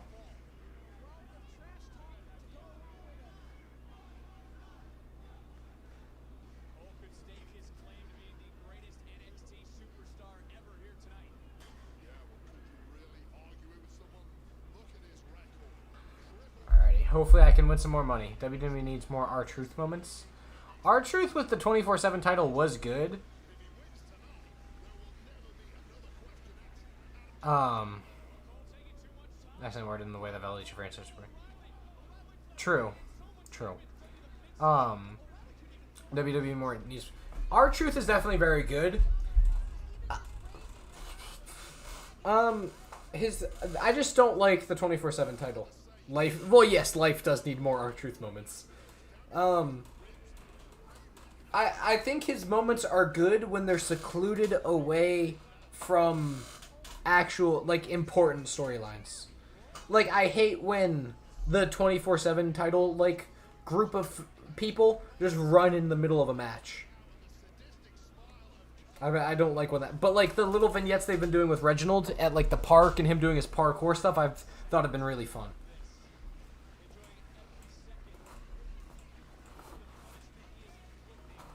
Head pillow.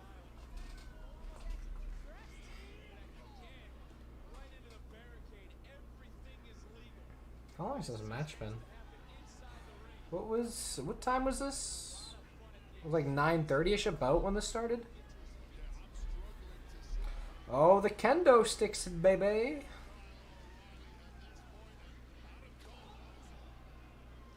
Sheesh. Wait, I wonder if they showed the steel cage above the ring. Because if not, then they're pretty... Oh, that sucks. Oh, backstabber with the kendo stick. Good God, this match is... I love Adam Cole. See, the matches on the show have been really good. I wish I was more interested in just following NXT week to week. Because Takeovers always deliver no matter what.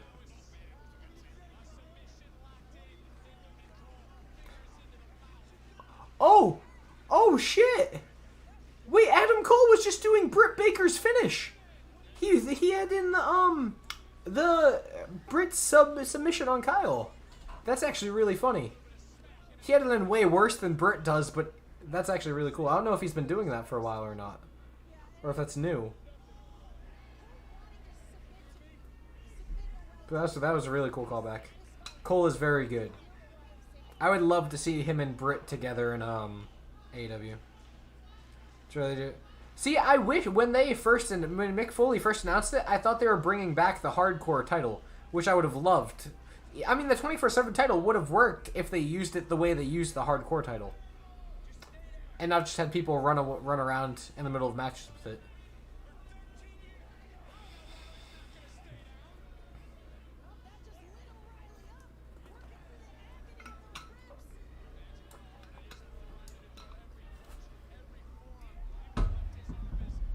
But I'm not sure if you guys saw, but when Brody Lee originally passed away, and his son Brody Lee Jr. was like going to a bunch of like stuff with like the AEW thing, just like to keep himself busy or whatnot. Adam was at one of like I think it was the New Year's Eve party for AEW, just because Britt obviously is his girlfriend who works there, so he gets invited to them.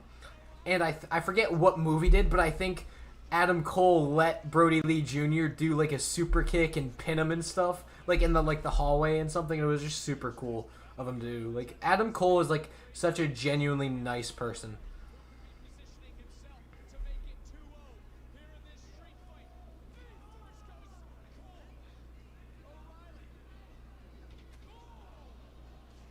Jesus Christ.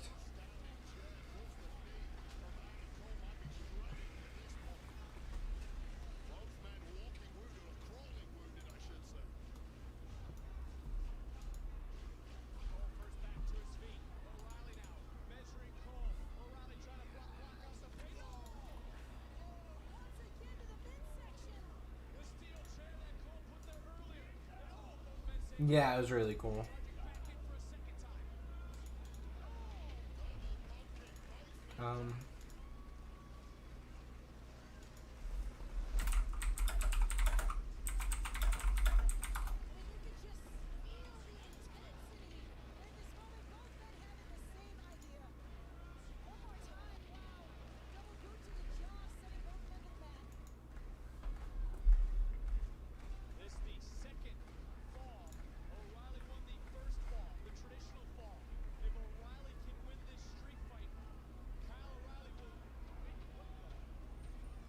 Oh, he got a chain? It's not handcuffs.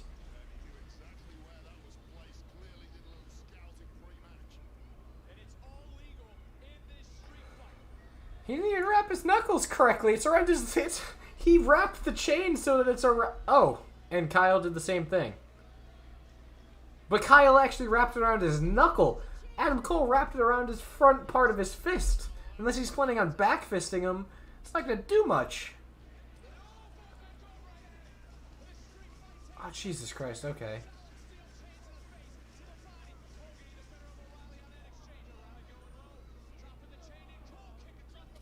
Oh! Adam Cole's super kicks are so fucking good. Literally just put the arm up.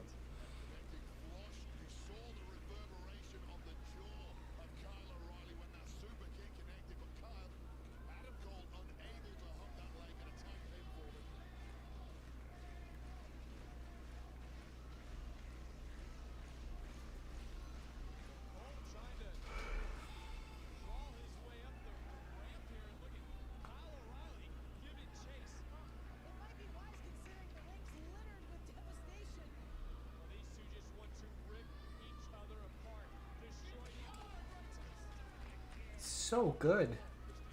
I don't know how his thigh isn't fucking beat red from all the slapping he's doing. Oh, guillotine.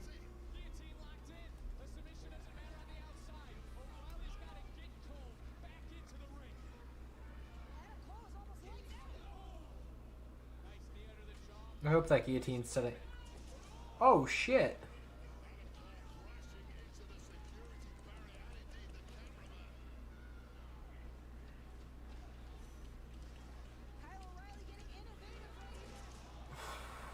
Good God.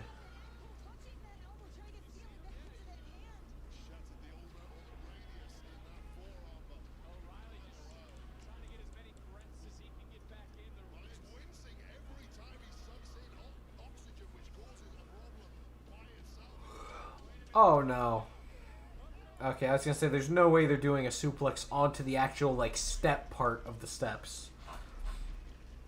That'd be fucking terrible. Griffen, now I want to see someone take that bump. Absolutely destroy their spine.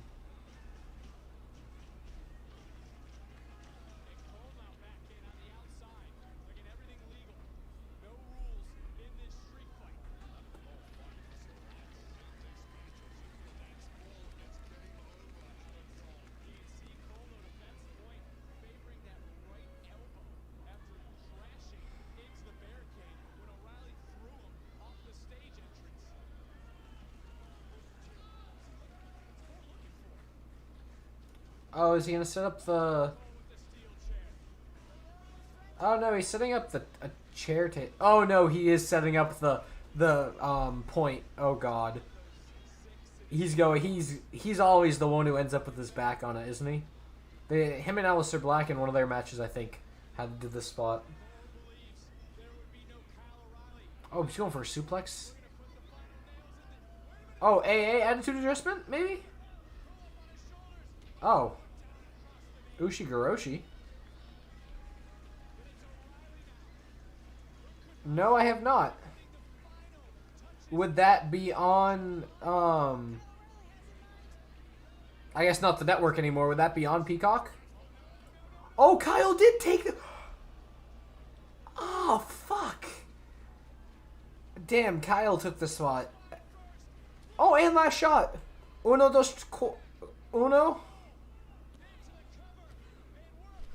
Alright, I'm doing pretty good on my, DraftKings so far.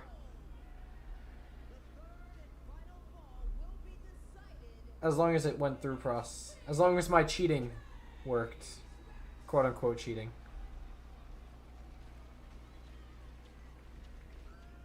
Well, if it is, I'll definitely check it out. Because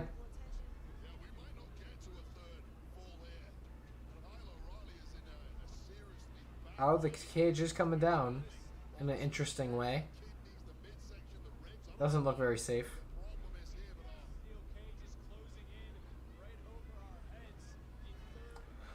Oh, is Adam gonna wait for the cage? Oh, he's just gonna beat up O'Reilly. Oh, I thought they were gonna have Adam wait for the cage to be put down and immediately just get out.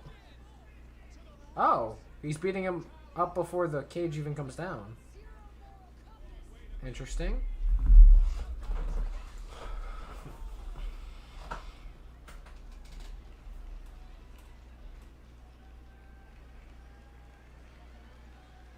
Well, Kyle just needs to win this by a guillotine. And I will have a good chance of winning some money.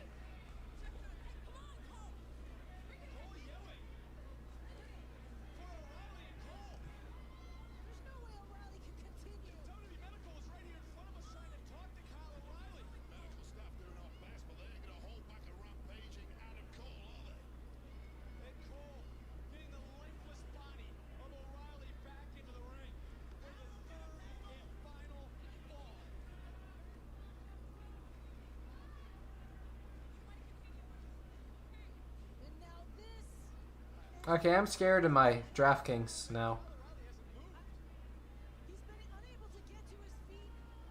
What did they just place in the ring?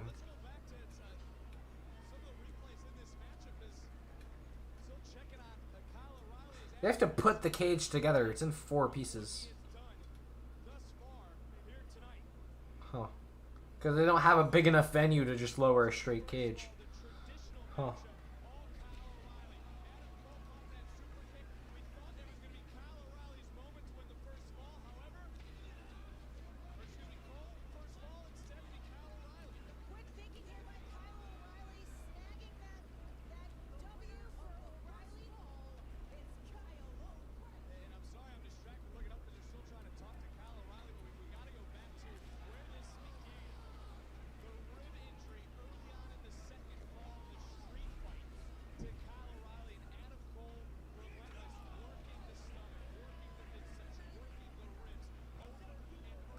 One of my favorite matches of all time, Valentine almost takes off Piper's ear with the dog chain.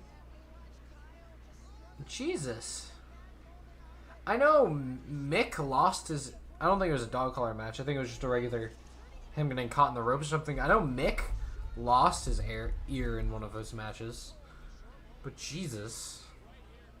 No, I'll definitely... I mean, it'll probably be on YouTube anyway. I'll definitely check that out.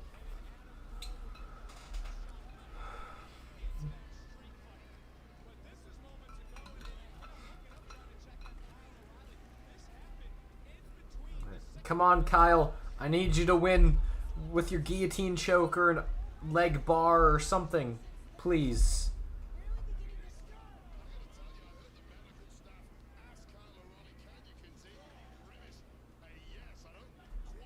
Come on, Kyle. Money on the line here, pal.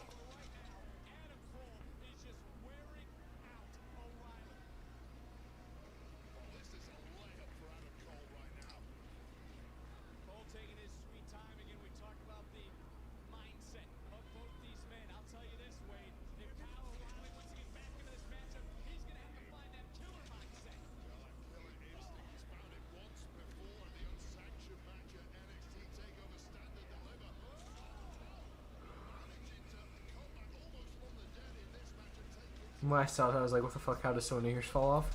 For real. Like,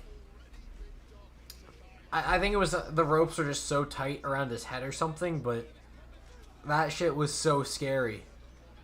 Like, imagine just not, like, 1 second, everything's chilling, and then the next second you look down and you see your ear on the fucking floor.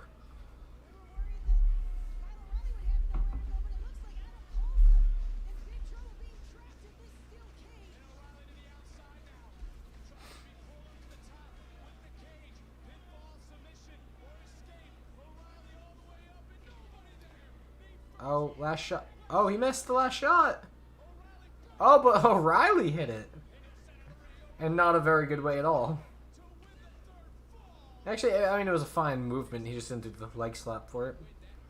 Which you need the leg slap for the move to have any impact.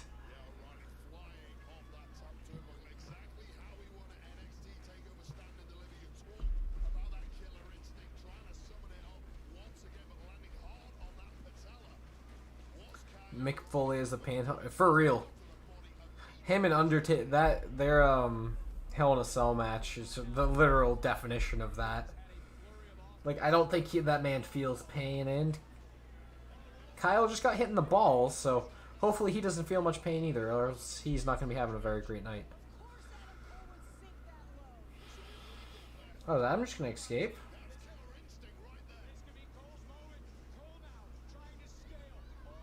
We're not going to do an escape finish. Come on.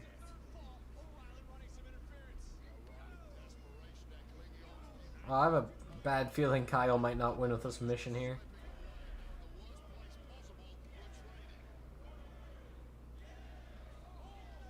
Oh, he did it again. Kyle, stop landing on your balls, my man.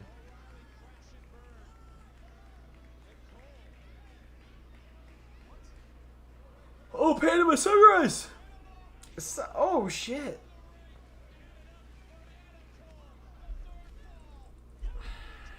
Almost. I feel they gotta give this to O'Reilly either way.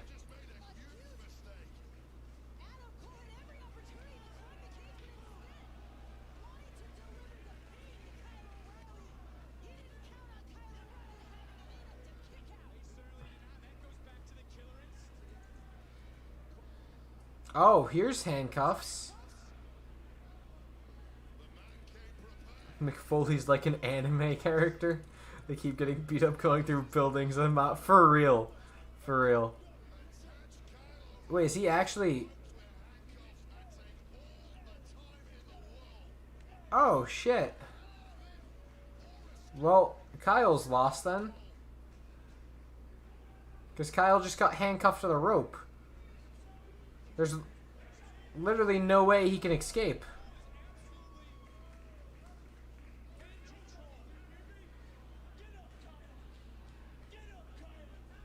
Cool. Could hit Mick in the back of the head with a hammer and turn around. Yeah, I heard. I think. Actually, I'm pretty sure that happened with Haku before. I'm pretty sure there's a story where someone hit Haku with either a bottle or something, and Haku just turned around and took the bottle.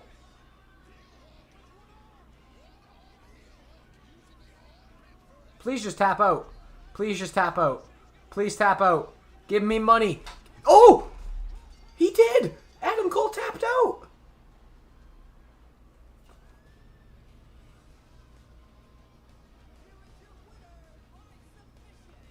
Bro, I don't think I've ever seen someone who's handcuffed win a match while being handcuffed. Okay. Oh, the crowd's chanting bullshit, though. I don't know why. I don't know why they thought Adam was gonna win. That was a fun finish. Maybe it's just because I'm money betting on it, so I'm more excited that he ended like that. But you saw Haku live in the Garden in '86. Oh, how old are you? If you don't mind me asking. That's actually dope.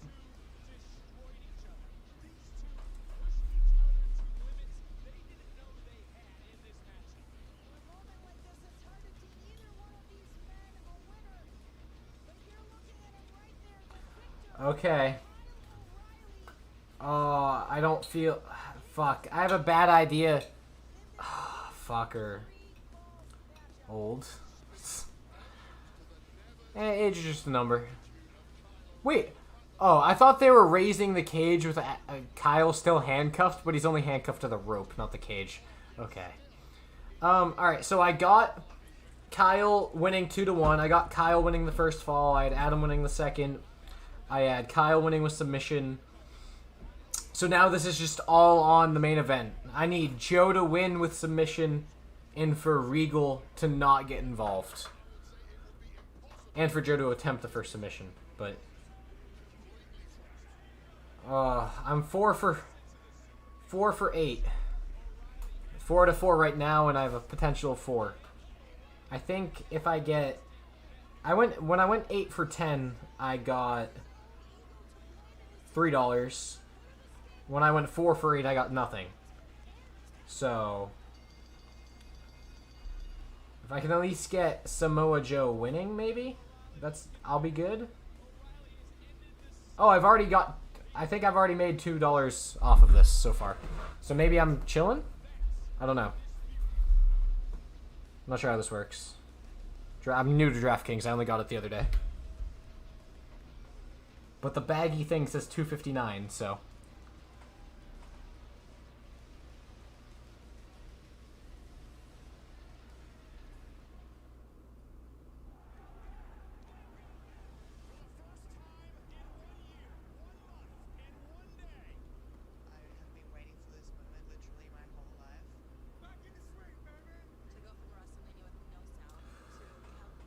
Oh, God, I'm so scared. I really hope Samoa Joe wins this. How much is the prize pool? It's not as much as the SummerSlam one, I don't think. But I feel so bad for Bianca, god damn. First gets 500. Oh, okay, so it's not much money. I mean, granted, that's still good money, but...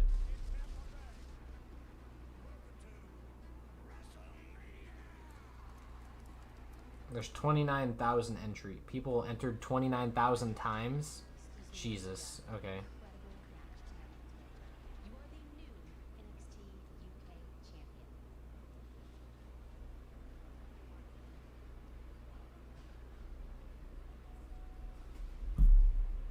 Can Bianca recover from this? The ring general's fallen.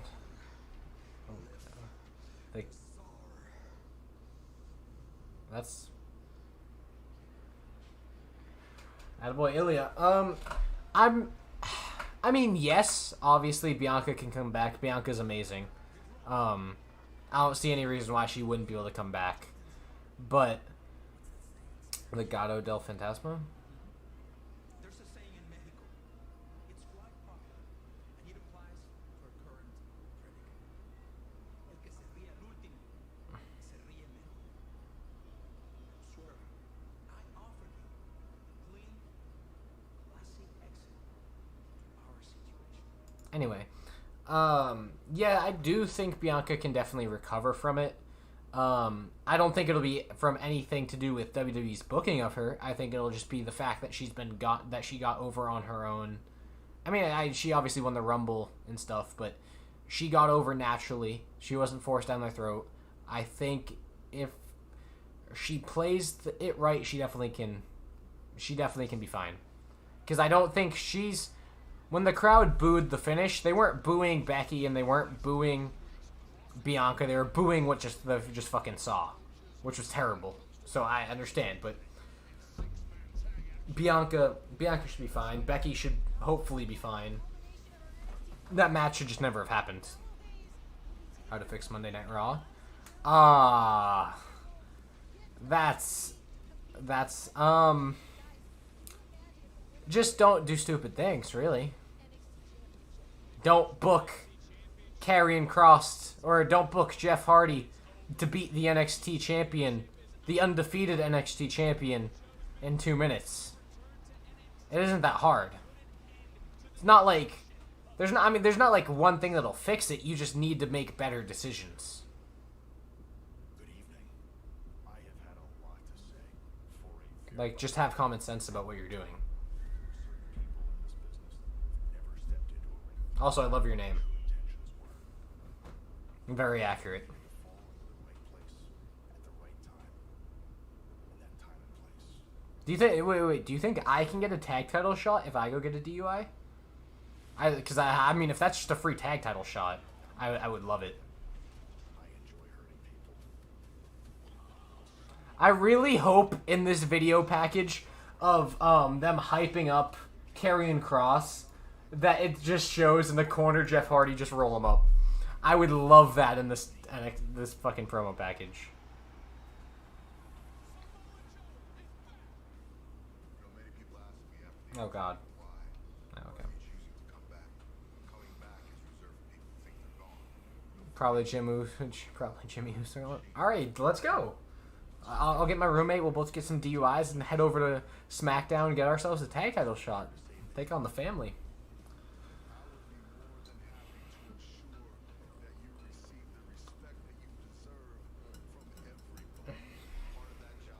I kind of want water before before the main event. Because I'm probably going to yell a bit. Alright.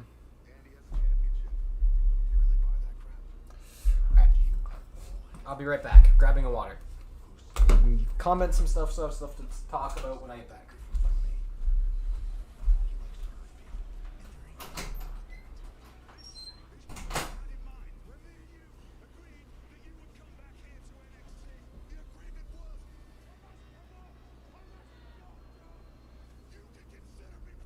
Comparing me to Karrion Kross is thus comparing a house fire to a hurricane. Karrion Kross is a very dangerous individual. I'm just that. But much, much more. Sure. But I resent the fact that he's here pretending like he wants to change things. Samoa Joe just wants to control things. Reactivate me as a part of the active roster. I knew what he was all about, Ray, when I looked him in the eyes. Just another opportunist. And with this paper, you will make official Samoa Joe versus Karrion Kross for the NXT Championship. Joe's getting what he always wanted, a second chance. This is not about the championship. I'm there to at Takeover 36. Karrion Kross versus Samoa Joe. It is my duty to make sure that Karrion Kross is going to sleep.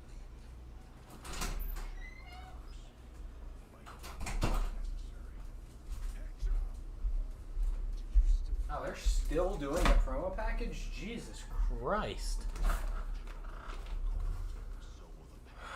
Saw Ricky Steamboat versus Bret Hart, followed immediately by the IC belt between them. Jesus. Are you talking about? I'm assuming you're talking about Madison Square Garden, right? Not TD Garden. WWE, depending on Roman Reigns, you're gonna carry them on. What's Roman Reigns and Randy Orton? Besides, like, the only things that are fun to watch in WWE? Or is that what you're talking about?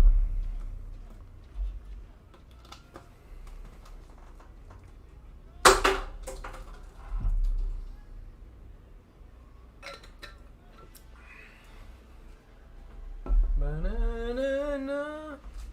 Oh, Boston Garden. I've been there a few times for Raw. It's really fun. Bum bum bum. But I actually saw the 40-man Royal Rumble there. The only ever time there's the 40-man Rumble where Alberto El Patron won, or Del Rio, I guess. But yeah, Boston Garden, yeah.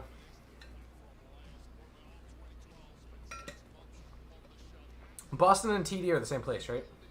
I believe. TD Garden's Boston Garden, right? There's no reason to watch. Exactly, Roman Reigns is literally the only thing that's decent in the entirety of SmackDown. And Raw is just garbage.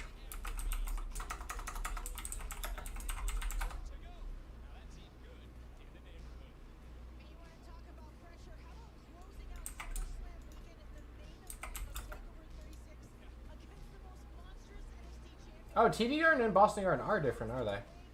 Oh, wait, no, they're not. Wait. I'm so confused. It says they're on the same address. So I'm confused a bit, but... Oh, Boston Garden's what it used to be called. It's now called TD Garden. Very cool. Yeah, they're carrying over you. They're for real. And Randy kind of carries Raw.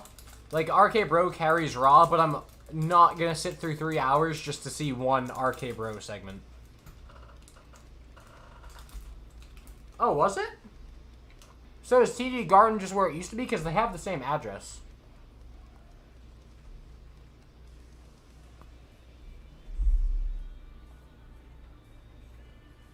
Is the crowd chanting, "We want Scarlet"?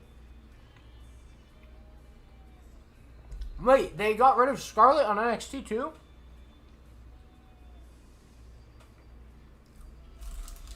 Joe, baby. Favorite match last night? Edge, Rollins, and then Reigns, Cena after. But Edge, Rollins definitely first. TD Garden was built a few feet away from where Boston... Oh, okay, that makes sense. Because I did a quick Google, and they both had the same address, so I was confused. But no, I've seen a bunch of Raws at TD Garden and SmackDowns. Wow, I didn't realize they got rid of Scarlett on for NXT too. I thought he still had her in NXT. I wonder why they just got rid of her like that.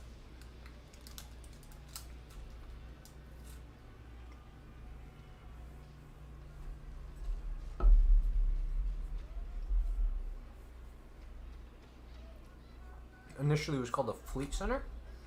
Boston Garden sounds so much better. Damian Priest for Sheamus. That was very good as well. That was definitely very good. Those were probably the three main... Actually, there's a few. The RK Bro match was good as well. It was just... The other matches were really bad.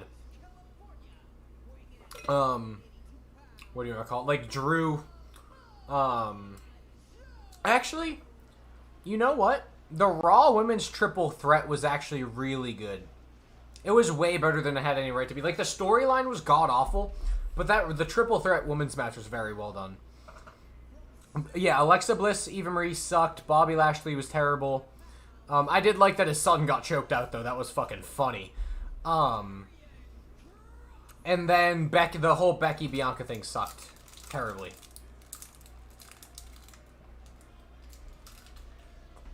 Joe is gonna kill you. I really hope this is a squash match. Not even gonna lie, I hope Samoa Joe fucking kills Karrion right now. That is the only way you redeem this brand. After Vince just fucking tried to bury it.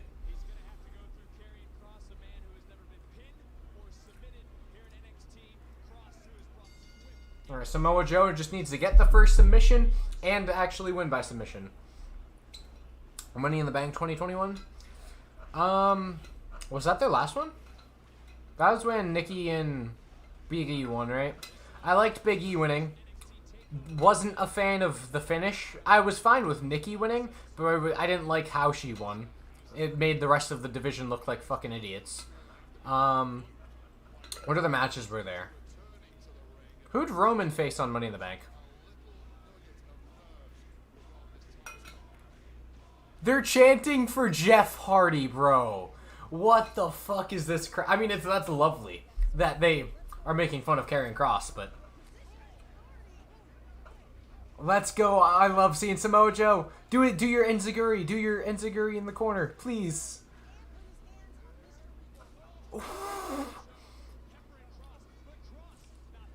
You can't slap on the same card that fucking Walter just did slaps on. It's not that. Oh, he did the enziguri in the corner. Let's go, Samoa Joe, baby. I saw fucking. I think I have a signed autograph from Samoa Joe when I was like 5. I'm not sure. Oh, Roman Reigns vs. Edge was very good. I forgot that was on Money in the Bank. That was a very good match. Let's go fucking Samoa Joe, baby. Was Nikki's almost... Her gimmick is... It's whatever. I really like Nikki Cross as a person. She's a very sweet, genuinely down-to-earth person. But her character's terrible.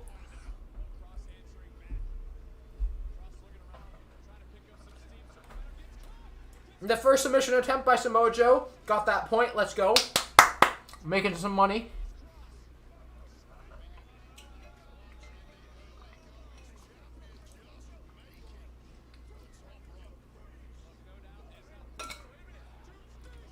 Oh, fuck. Oh, no. I really hope they don't have Joe lose this match. Money in the Bank match. Yeah, the men's Money in the Bank match was pretty good. The women's match was fine up until the finish.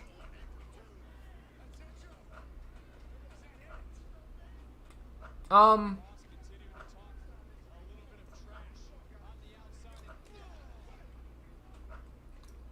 that was just Charlotte, right? Charlotte Rhea's a fine... They're a fine match. I just don't want them... They've wrestled each other... Like, the three of them have wrestled each other so many times. I'm kind of sick of seeing it. But the matches are always going to be good. Charlotte, even though she's pushed way too much... Yeah, Big Damo and Nikki are married, yeah. Even though, like, Charlotte gets pushed way too much, she's a very phenomenal... She's a very good wrestler. One of the best women's wrestlers to ever, like, exist. But she still is pushed. Not, I guess, pushed. She's just in the title picture way too much. They need to give her more interesting things to do than just keep winning titles.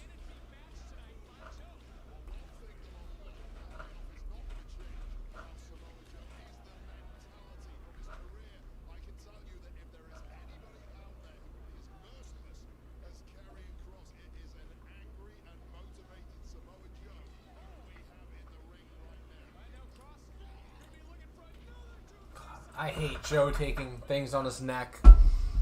Makes me so scared every time. It was originally called the Busting Garden.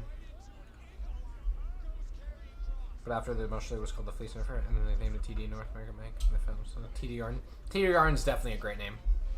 And Samoa Joe is very fucking phenomenal. But no, I don't know where it is, but I know somewhere I have an autograph from when I was like 6 of Samoa Joe and Spike Dudley. Because they were at a local indie. I think it was before Joe was even on Impact. I think it was while he was still in Ring of Honor.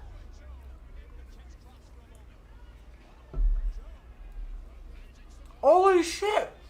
Fucking I love Samoa Joe. His fucking... Everything he does is amazing. Fucking that was a great suicide dive.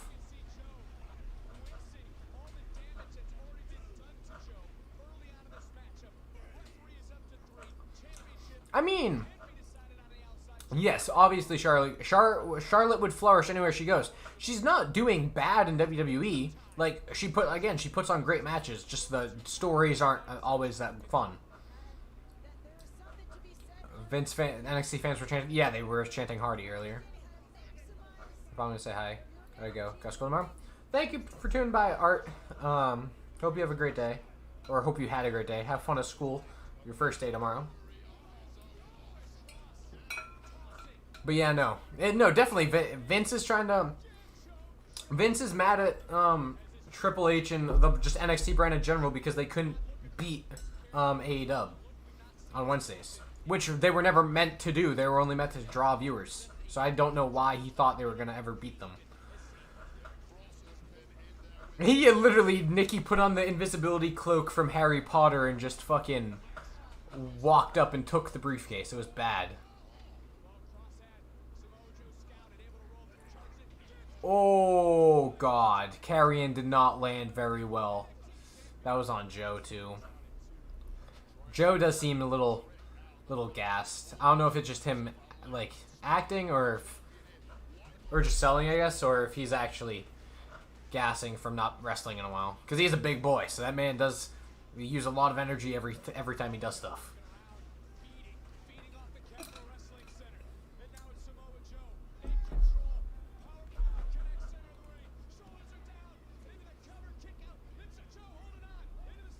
Oh, into the STF! Samoa Joe put on the John Cena STF!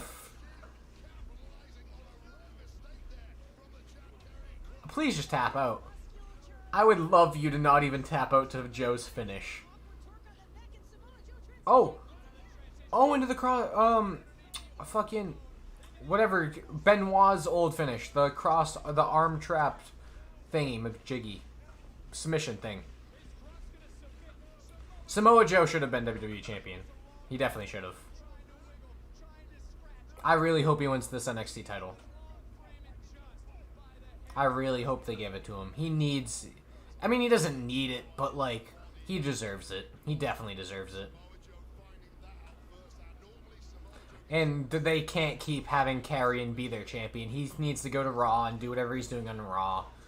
He already lost. The NXT needs a new champion right now. And for it to be Samoa Joe would be fucking phenomenal.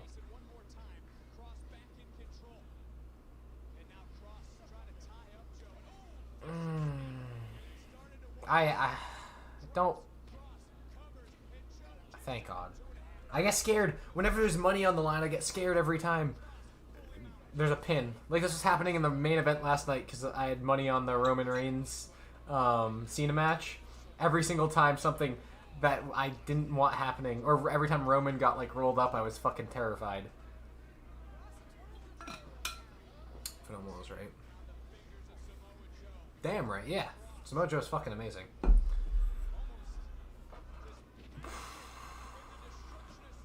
Come on, stop.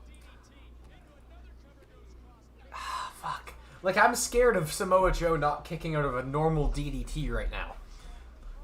Because if Joe can just put him to sleep, which I think is good, because Joe doesn't really even have the only finish Joe really has is the Muscle Buster, which I don't think he's allowed to do anymore after the Tyson Kidd thing. WWE needs women to fill the tag division. They fucking released half of them and don't call up the NXT ones. And the stories just suck. Like, Tegan and Shotzi have beat Tamina and Natalya 3 times and are just now finally getting the tag title shot. It's ridiculous. Like, that. My thing is always, in MMA, if the champion ever gets beat, they are no longer the champion. And it's like, obviously out of the weight division, but, like, the champions, in my opinion, champions should never fight unless their title's on the line, unless it's something like a junior champion or a tag champion fighting in a single, or a singles champion fighting in a tag match. As long as you're fighting in your division, your title should always be on the line. This is a critical moment here in the momentum of Samoa Joe. Because it just doesn't make sense otherwise.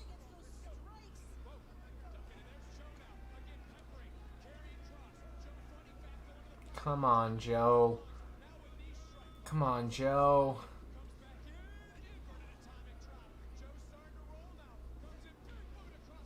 Come on, Joe. I love Joe so much.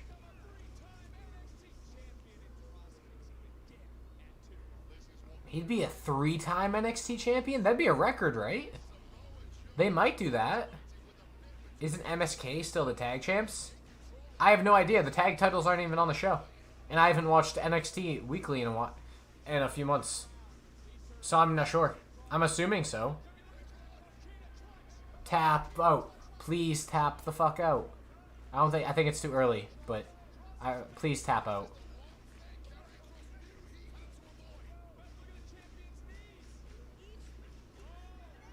No, Samoa! Wrap your legs! Don't let him get out. Wrap the legs! Wrap the legs! Do not put this man out to sleep for real. Just win the belt. Please. Just win the belt. Just actually put him to sleep.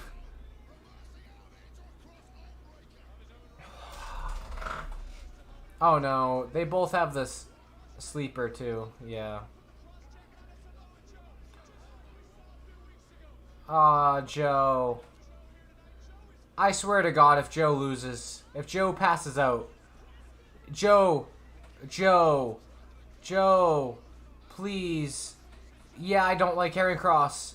Come on, Joe. Come on, fucking Samoa Joe. Samoa fucking Joe, man. Come on. Please.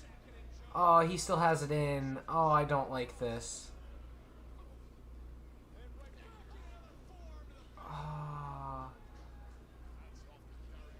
Saving individual divisions in WWE is a useless endeavor. It's all work environment, great cartridge. Exactly. How creative is done has to change. You can't have a writing team. You can't have 14 people. There's too many. You can't have too many cooks in the kitchen. Uranagi! Too many cooks in the kitchen never works. Feel bad for Shayna. Yeah, I feel bad for a lot of people in WWE. Oh, what a fucking enziguri. Oh my god, wait, he's actually going for the Muscle Buster. Wait, the Muscle Buster's banned, is it not? Oh my god, he hit the Muscle Buster. Oh, he's gonna win by pinfall. Oh no. He won by pinfall. Samoa Joe's the new NXT champion. Damn. I needed him to win by submission. I am glad Samoa Joe won, though. Damn, I'm not going to win as much money. If he would have just tapped him out, fucker, man. Both SummerSlam and this just so close to that money.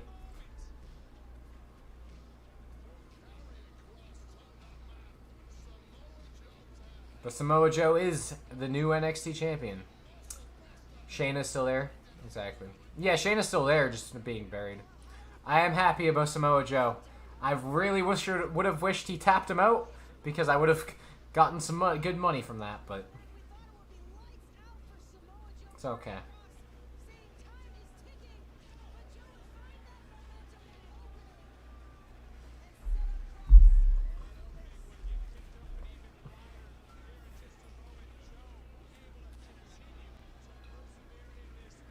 Samoa Joe versus Walter. That'd be a fucking amazing match.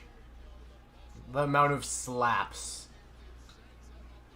Actually, just the amount of beef in that match would be absolutely insane.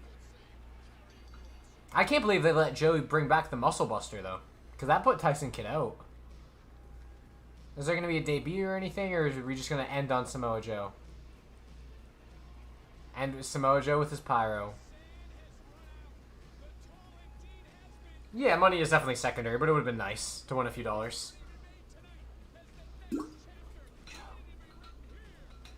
Alright, glad that I'm very glad they did go with Samoa Joe. But alright, dope.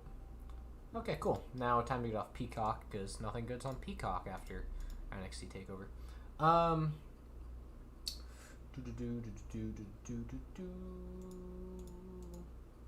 Banger. Yeah. I'll check real quick to see if it got updated. It probably didn't.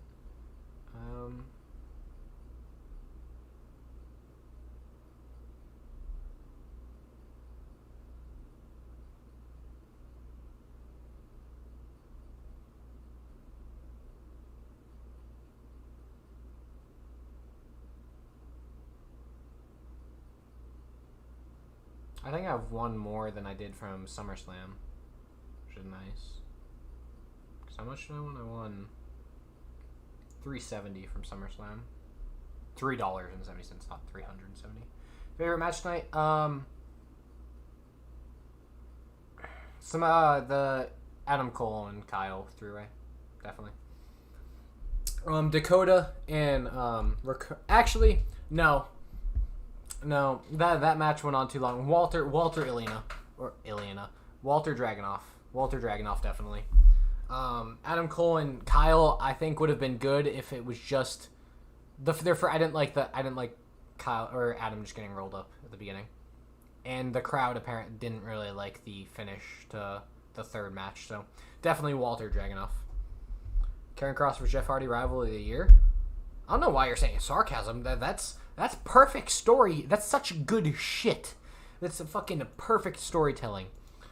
Don't know why you're in sarcasm there, pal. I'm gonna go eat me a steak. Damn.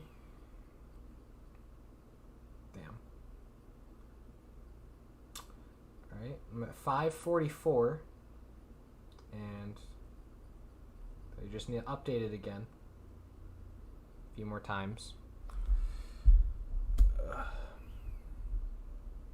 Oh, and then I went down somehow in money for getting more points. Okay, that's annoying. Damn. Alright, that was a fun stream. That was the first time I've streamed wrestling since an AEW Dynamite, like, at the beginning of the year, I think. It's been a while. Where is my wrestling reactions? I streamed last year's TLC, and then the AEW one's not even on here. Wow, okay, that's fun. Go to studio real quick. But I streamed one Dynamite a while ago. What fucking Dynamite was it? It's pissing me off. Oh, it was the one where Dolph Ziggler's brother was debuting for the first time. Who is your dream Universal Champ? I'm assuming you're saying? Finn Balor. I would either Finn Balor or Big E, but I kind of want to see Big E beat Bobby so that New Day can be on Raw. And I would very much enjoy Finn Balor beating Roman Reigns for that title. Because Finn Balor's probably my favorite wrestler on SmackDown right now besides Roman. And he's the only one that it would feel fresh right now for him to face Roman. Because I don't want to see Kevin Owens again. Definitely don't want to see Brock as champ ever again. I mean, unless like they do it right, but yeah, no, probably Finn Balor. From the people that are on the roster right now, Finn Balor or Adam Cole, but I don't know whether or not Adam Cole is getting called up. I wouldn't mind Adam Cole getting called up straight and then kicking Roman's ass, but I think Adam Cole or Finn would be very good Universal Champions. But yeah, dream match in general, Kenny Omega, Roman Reigns. Kenny Omega right now is belt collector versus Roman Reigns as the tribal chief, hands down. And you could build to that match in so many ways with the Elite versus the Bloodline. So much you could do there. But the overall final build to the Kenny Omega versus Roman Reigns single match by far. Which is the one dream match that will probably never happen in like the history of wrestling. But that's why it's my dream match, because it's never going to happen. Yeah. But, I thank you guys again for tuning in. Didn't know how this was going to go, but I had fun. A lot of fun. Especially not even knowing much about what NXT's been doing, because I haven't watched the weekly shows in a while. But, I will be doing, or hopefully I should be doing, at least some Dynamites and some Rampages throughout the coming weeks. I don't know if I'm going to be doing every single one, but I'm going to try and get into it, because I enjoy it, and I'm watching it live as they happen anyway, so may as well just get my reactions down for them as well. But yeah, no, thank you guys again for tuning in. I hope you guys enjoy my reactions and just chatting. I enjoy talking to all you guys. And I'll definitely be back this Wednesday for Dynamite, because I definitely want to know what CM Punk's fucking gonna say. So yeah, thank you guys, and I'll catch you guys all in the next one. Peace.